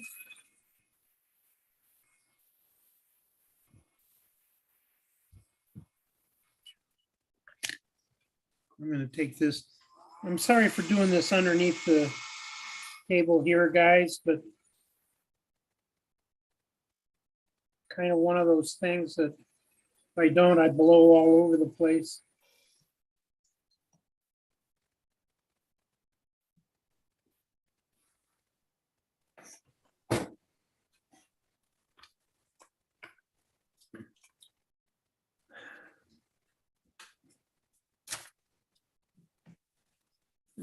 Let's see here. Can I get?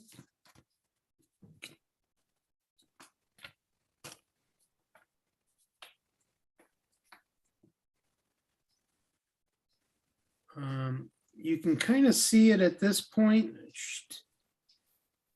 and you'll notice that it's not quite right.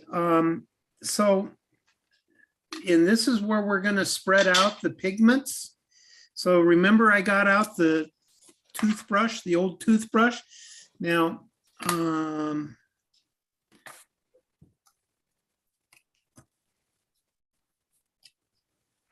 I think you can see the differences.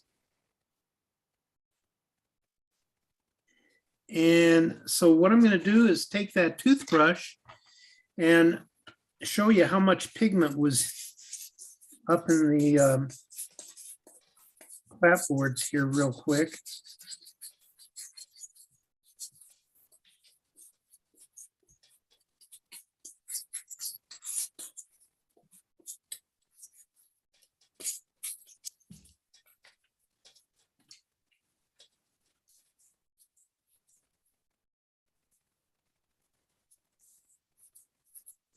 And when I'm doing this, it just dawned on me.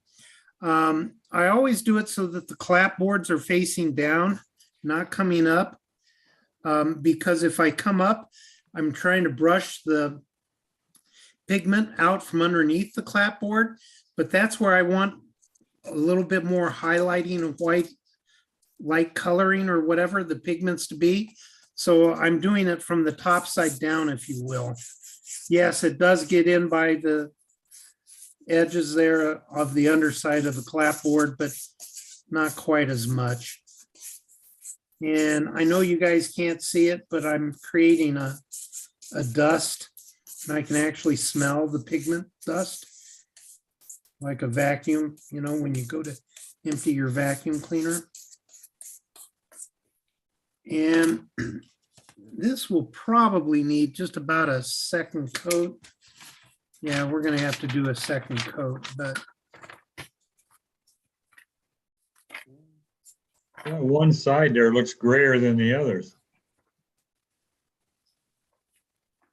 yeah, it's because, quite frankly, what happened, and I thought about it when I was doing it, this one here was the first one, and it still had the wet siding. By the time I got the pastel applied, most of the alcohol had dried from this siding here. I was thinking about redipping it, quite frankly, and I thought, no, I'll go on ahead and give it a shot. But I redipped it. The alcohol did evaporate too quickly on me. So, but let's see, which way can I go to? Well, that'll be it. If you guys want, I can go through and apply it real quick, a second coat. It's going to take a second coat. And you guys can sit here and watch, or we can do that offline. Any thoughts on that, or do you guys kind of know where we're going? If I apply a second coat, we're going to end up real close to this first one here. Go ahead, Well, Chris. Because it does take 2 coats, and right now we've only got 1 coat on, basically. Uh, to show your weathering, the sun don't hit on all 4 sides of the building, so and maybe the wind don't blow the rain against the side of the building. So I would say all 4 sides may have a different shade. You're absolutely right. Quite frankly, though, for what where I'm wanting to go with this, it's not quite there yet. And I need to go on ahead and add a 2nd coat. But the real thing I was trying to show was with the wet, we were using a wet on wet. And between these two, you can see the coloring here is very similar. But if I throw in this one,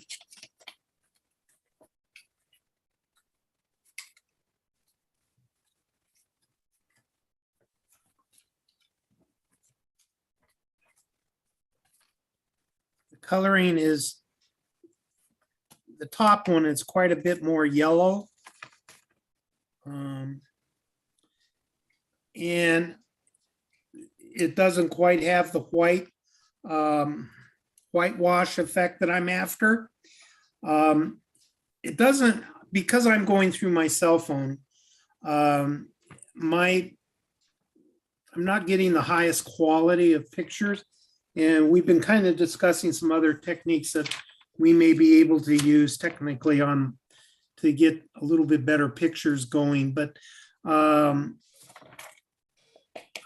the reason that this did not come out anywhere as close as the other one, which is right in between these two, had to do with the alcohol drying. And that's what I was really trying to point out, is that the moisture in the wood, using that wet on wet with a soft pastel, will give you a weathered effect.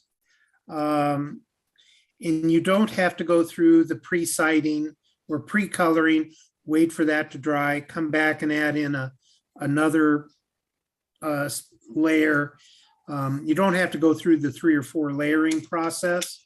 You can do it in just about 2 steps or 3 steps versus the 5 or 6 steps. So anyway, that kind of brings us up. I'm going to go through, we've got the 1/32 inch thick walls that we need to brace.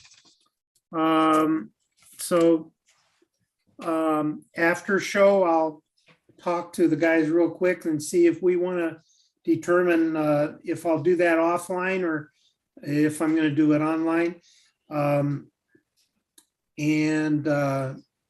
Then we also need to go through and talk trim and adding the corner trim and coloring in the corner trim, which will be in next week's show. So I'm going to go on ahead and, for the YouTube folks, kind of wrap this up for today.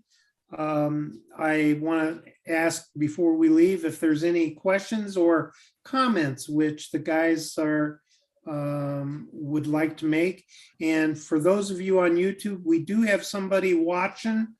So if you want to make a quick comment or if you have any questions, just type them in there and hopefully we can get them relayed.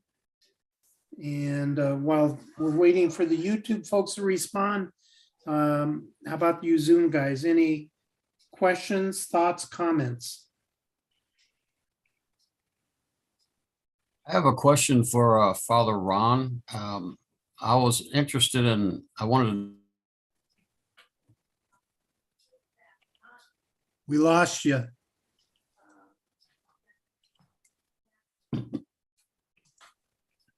Hello? We lost the person who was talking. Okay. There you go. No, well, I also have a question for Father Ron.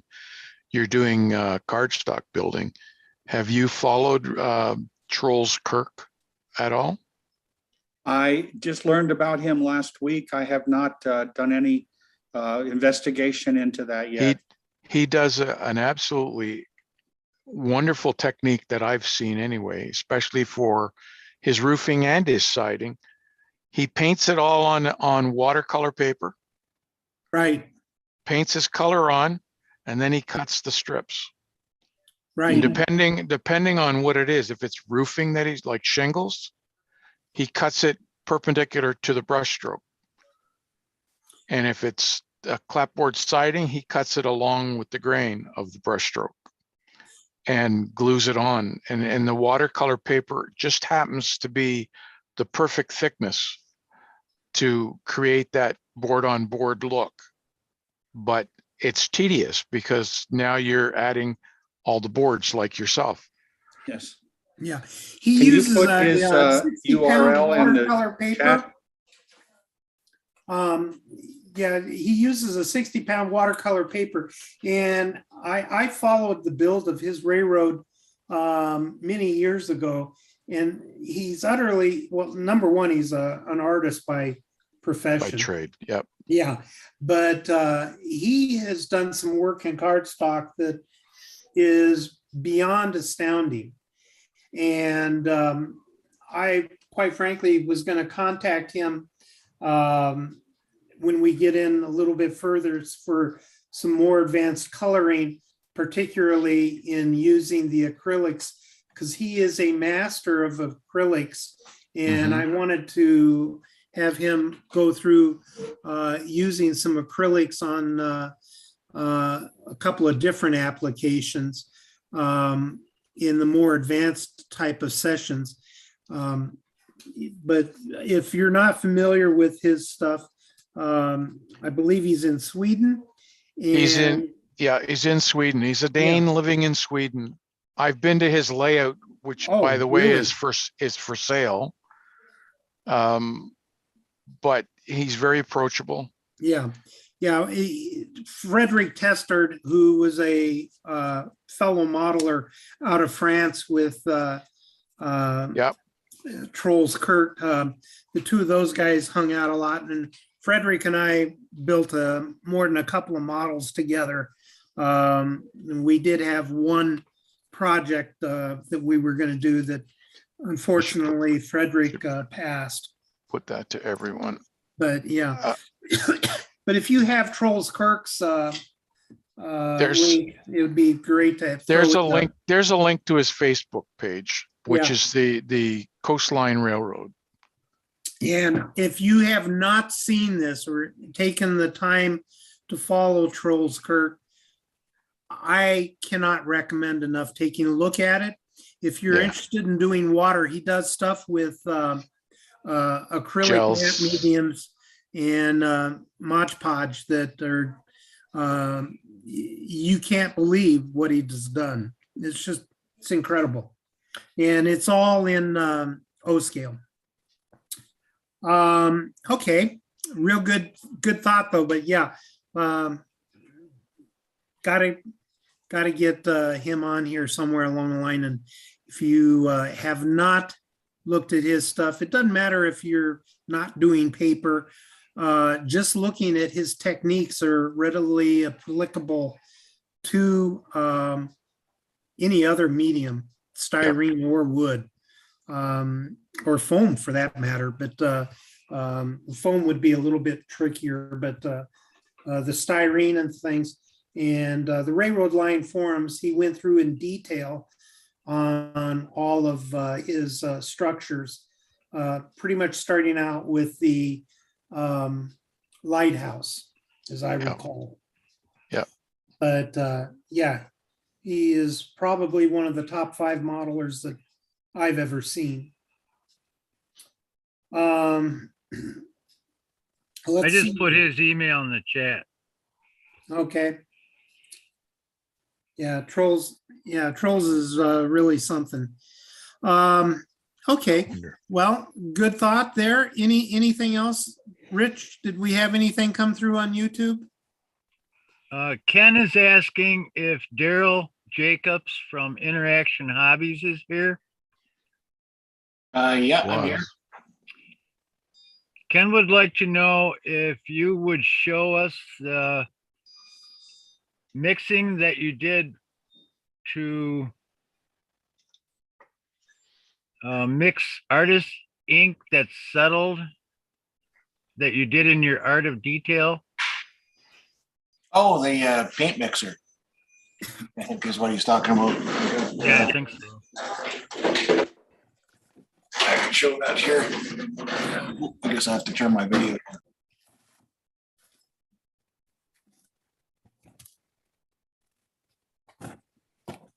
Let me just see here. There, I think that comes up. This is the paint Got it mixer. handy? Okay. I was looking for mine too. Go on ahead. So I don't know if you can see that or not. I think that's Oh, on. that one, yeah. So this is That's a little, really unique. it's actually a test tube mixer. So the you can buy them on Amazon for anywhere from $20 to $100, but this one was, I think I paid $39 for it. It's fairly heavy. It plugs in, comes with a little adapter that you plug in, and then you put your test or your paint bottle in the top and depress it, and it'll vibrate. So what it does is it'll mix anything. I find for old paint, old testers paint that I haven't used in 10 years, it breaks it loose. And then you can shake it up a bit and then put it back on here. And it basically, this little top part under the rubber oscillates. So it's an eccentric. So it never vibrates the same. It's always giving you a different motion. So you get, basically you get 3 degrees of motion out of it. So what size bottles are we talking? I can use anything. I use, it'll even mix all the artist's oil. So if you see the size of it here, when you depress that, it vibrates this. And the way it accentuates and vibrates, whatever it does, it breaks loose. So it's actually meant as a test tube mixer. So, okay, so how does it work? If that bottle doesn't fit in the top of that, you just hold it there? Yeah, you just exactly like I'm showing here. You put it on here and you need the pressure from your finger to start it.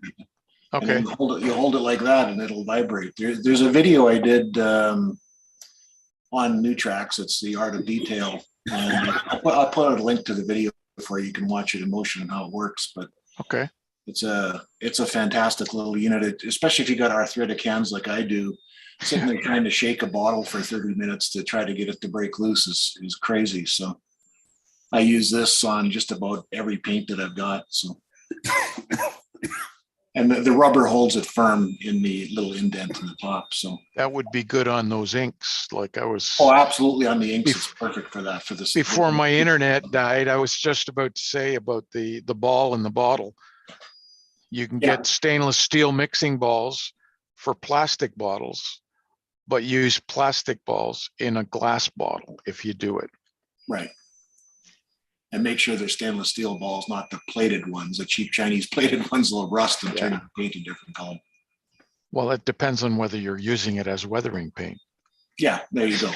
In your world, you want an ugly paint as possible. So. Yep. Daryl, Ken wants to know if that would work for settled artist ink. I'm pretty sure it would.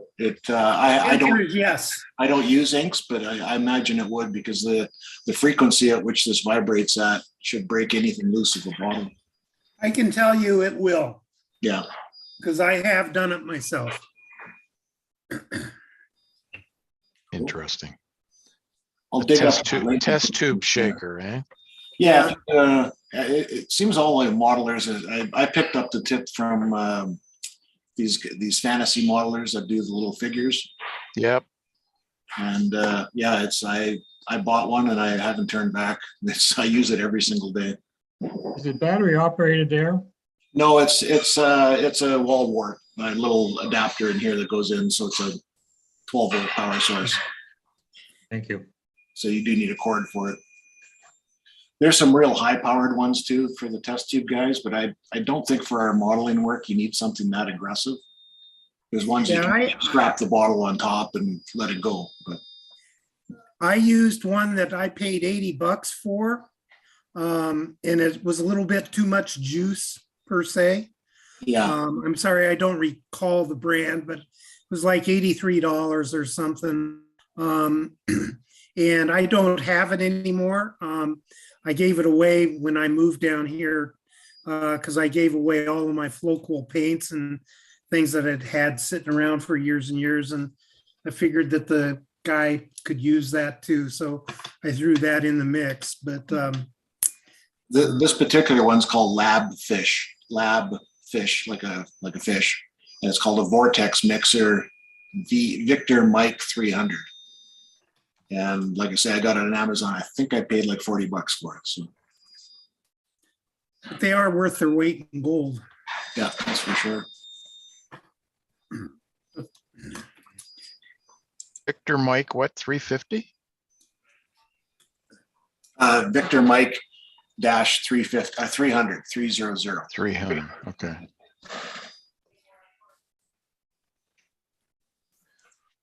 Yeah, and you use the tubes of like the Vallejo and, you know, those type of paints in them just fine.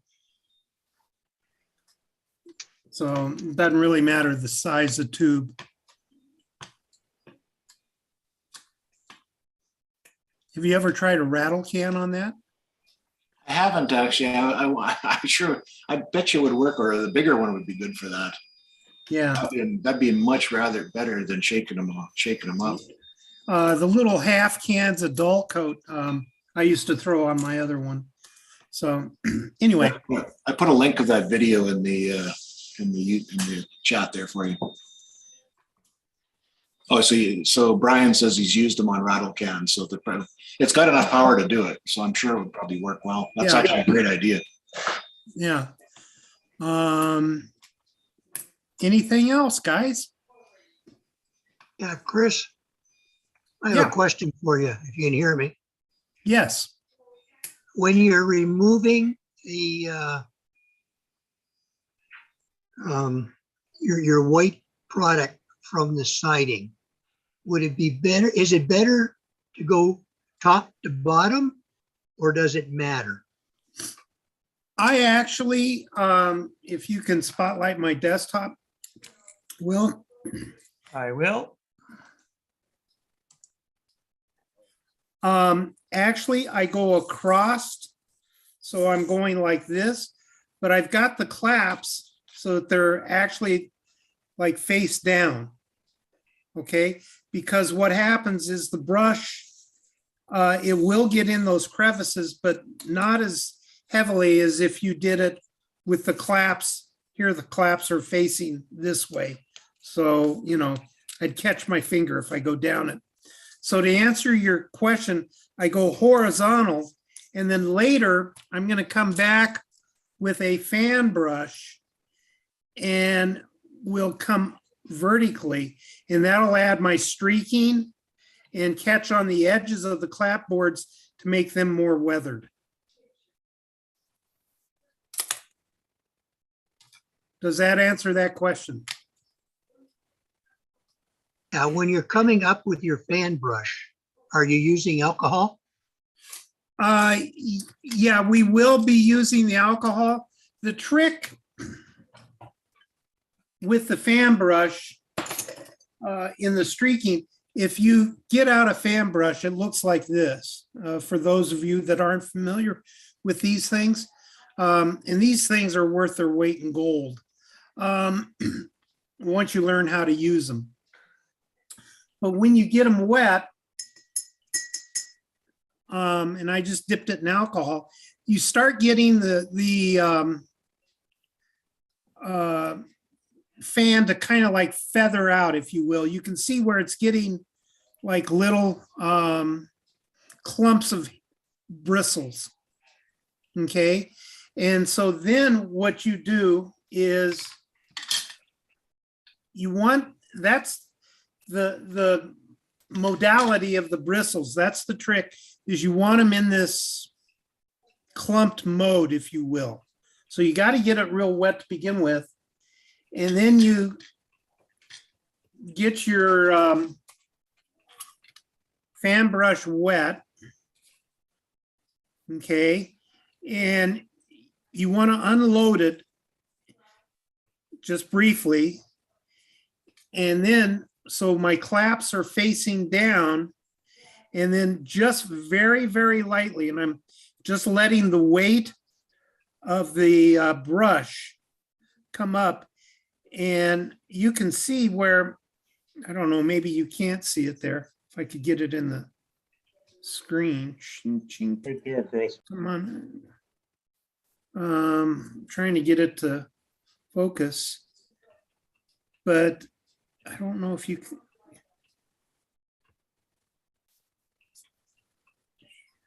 I'm sorry, guys. I haven't quite got this all figured out yet.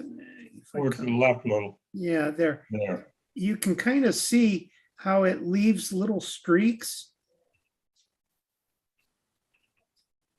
It seems to separate your bristles a little bit when you Right. dip it in the, And, yeah. and you actually take advantage of those bristles. I'm not showing it on the screen here. And because I'm using very, very thinned alcohol, or excuse me, thinned driftwood stain with the alcohol, it's evaporating so fast. It's hard to catch, but I think you can see that it's streaks. Rat poison, come on here.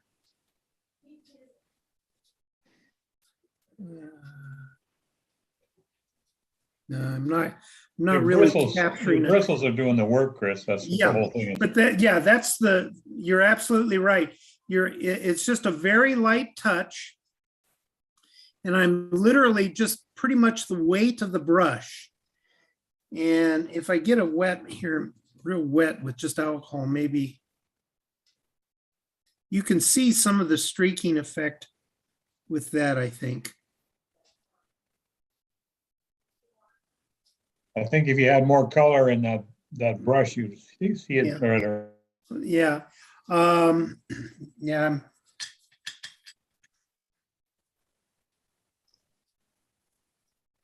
So again, you've got your brush.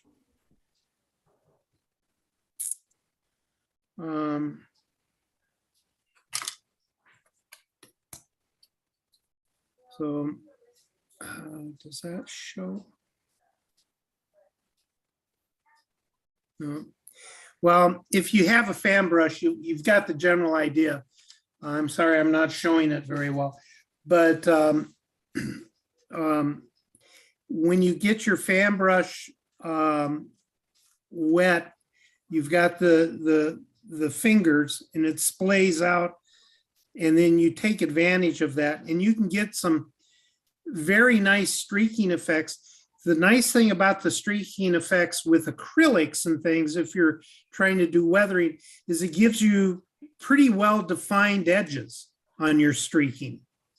So if you're wanting to do some fine streaks like water runs or rust runs with defined edges, you can do that.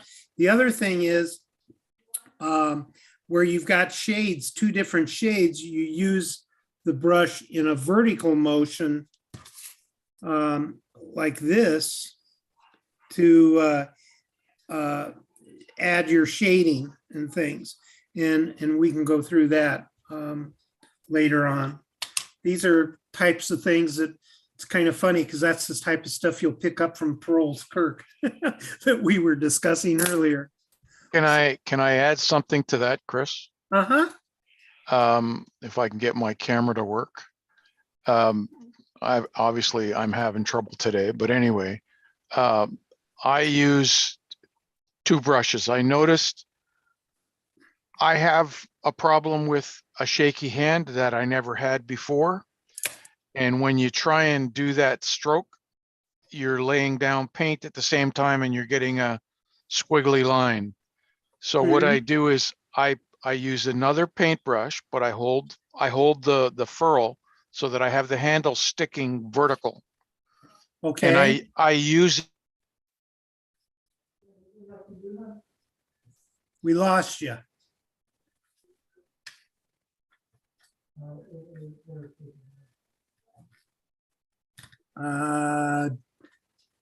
We're still not hearing you.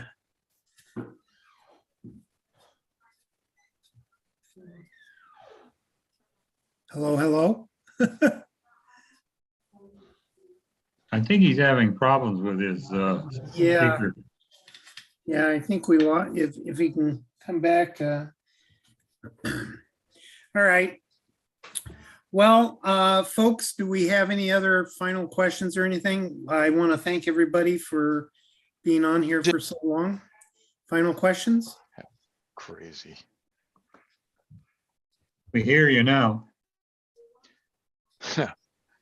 Now, What? now my computer's finally working. I say I use two brushes, Yes. one in the left hand, one in the right hand. And come on, choose the camera. It doesn't want to see my camera. Anyway, I'll use the handle of one brush and use the fan brush to go along that handle so that I'm holding it vertical or perpendicular to my work. Oh, okay. So it takes that shakiness out of your hand. Right. So I just rub it up against the handle and it takes the shake out. Yeah, so maybe I can kind of show. So what you're talking about is, so if you're doing it like this, I mean, yeah. So you're holding it like this and then coming up? No, hold the red brush up in the air. Oh, okay. And then, And you oh, well, okay, like this. there. Yeah, And it guides the brush and stops the shake. okay. So you're just coming across and then you just move across the work. as Exactly. you're Going, I see.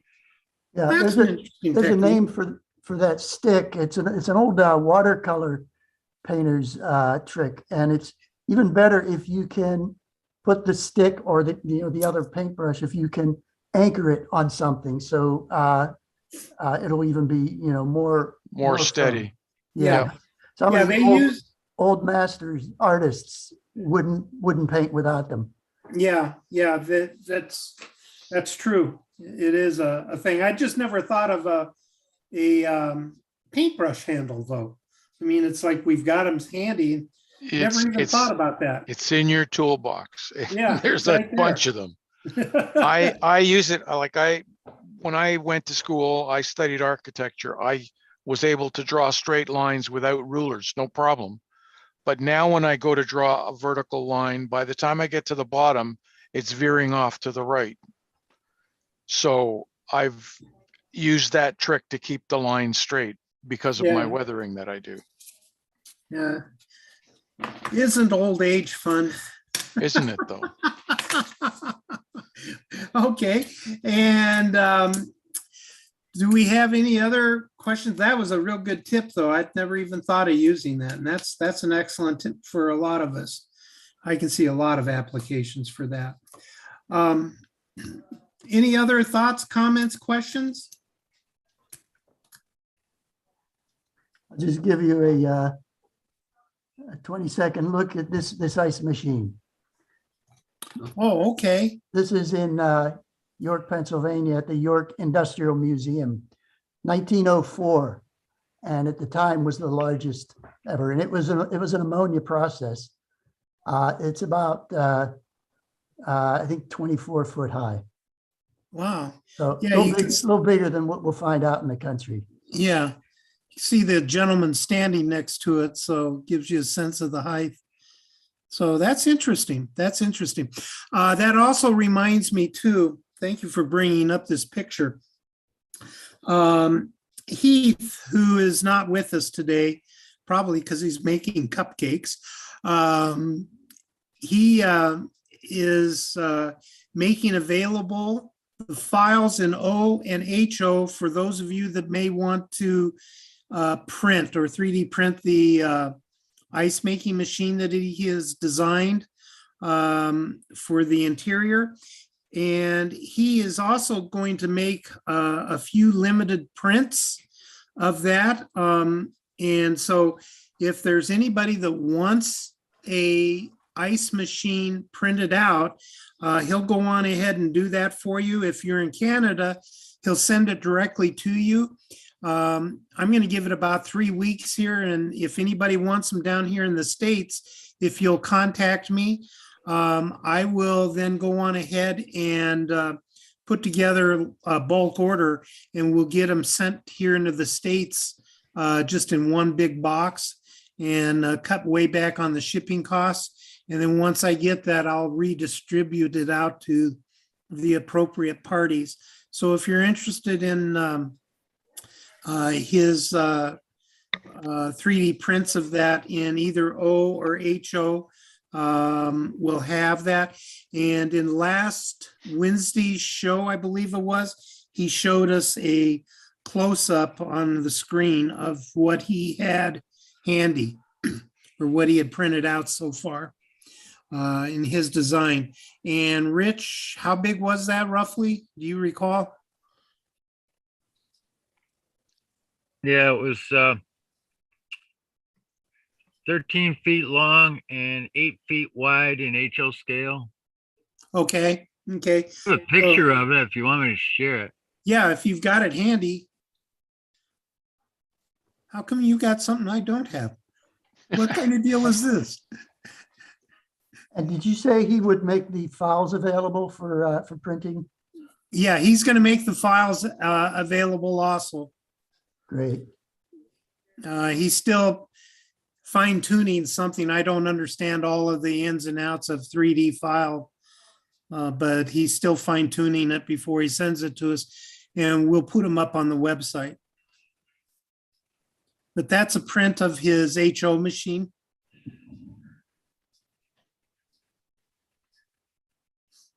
So, and then the other thing I'd like to remind everybody too is that Dakota Arts is still running the special. Like I used the Giraud pastel today. I'm pretty sure I grabbed a Giraud. If you're interested in some soft pastels by some of the other manufacturers that you don't normally get through like Dick Blick or some of the others, Railroad 10, it's Railroad 10, all one word, will get you a 10% discount on any products. The only real big caveat is the Terry Ludwig pastels are not available underneath that coupon code. And if you haven't used soft pastels, the real thing, not the artist grade, I cannot recommend them enough. It's right up there with the recommendation of Trolls Kirk. Go look at his website or our Facebook page. Anything else here, guys? I'd like to say one thing about Trolls. I received an email from Trolls on February 19th asking him if he would come on our show, but he said he was doing zero modeling now, and he said that his Coastline Railroad will be moved by some enthusiasts that plan to display it on public display. Okay. Okay. Well, when we get down to the thing here, I'll go on ahead and give him another call and everything. And guys, I'm going to have to take a sideline break here, and we're going to have to call this one a day here for some reason. My nose decided it's going to explode on me. So excuse me, gentlemen, for a few minutes, and Will, I'll let you take it for a couple of moments here, if you would, please. I'll see everybody next week. Okay, Chris, take care.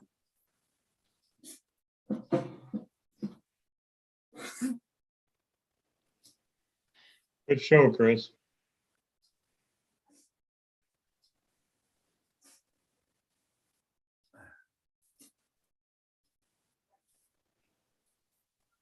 Well, I have a family function I have to go to. So gentlemen, you take care and have a good week. Take care. See ya. Yeah. Bye. Bye, everybody. Yeah, they're going to get a head out here too. So I'll talk to you guys soon.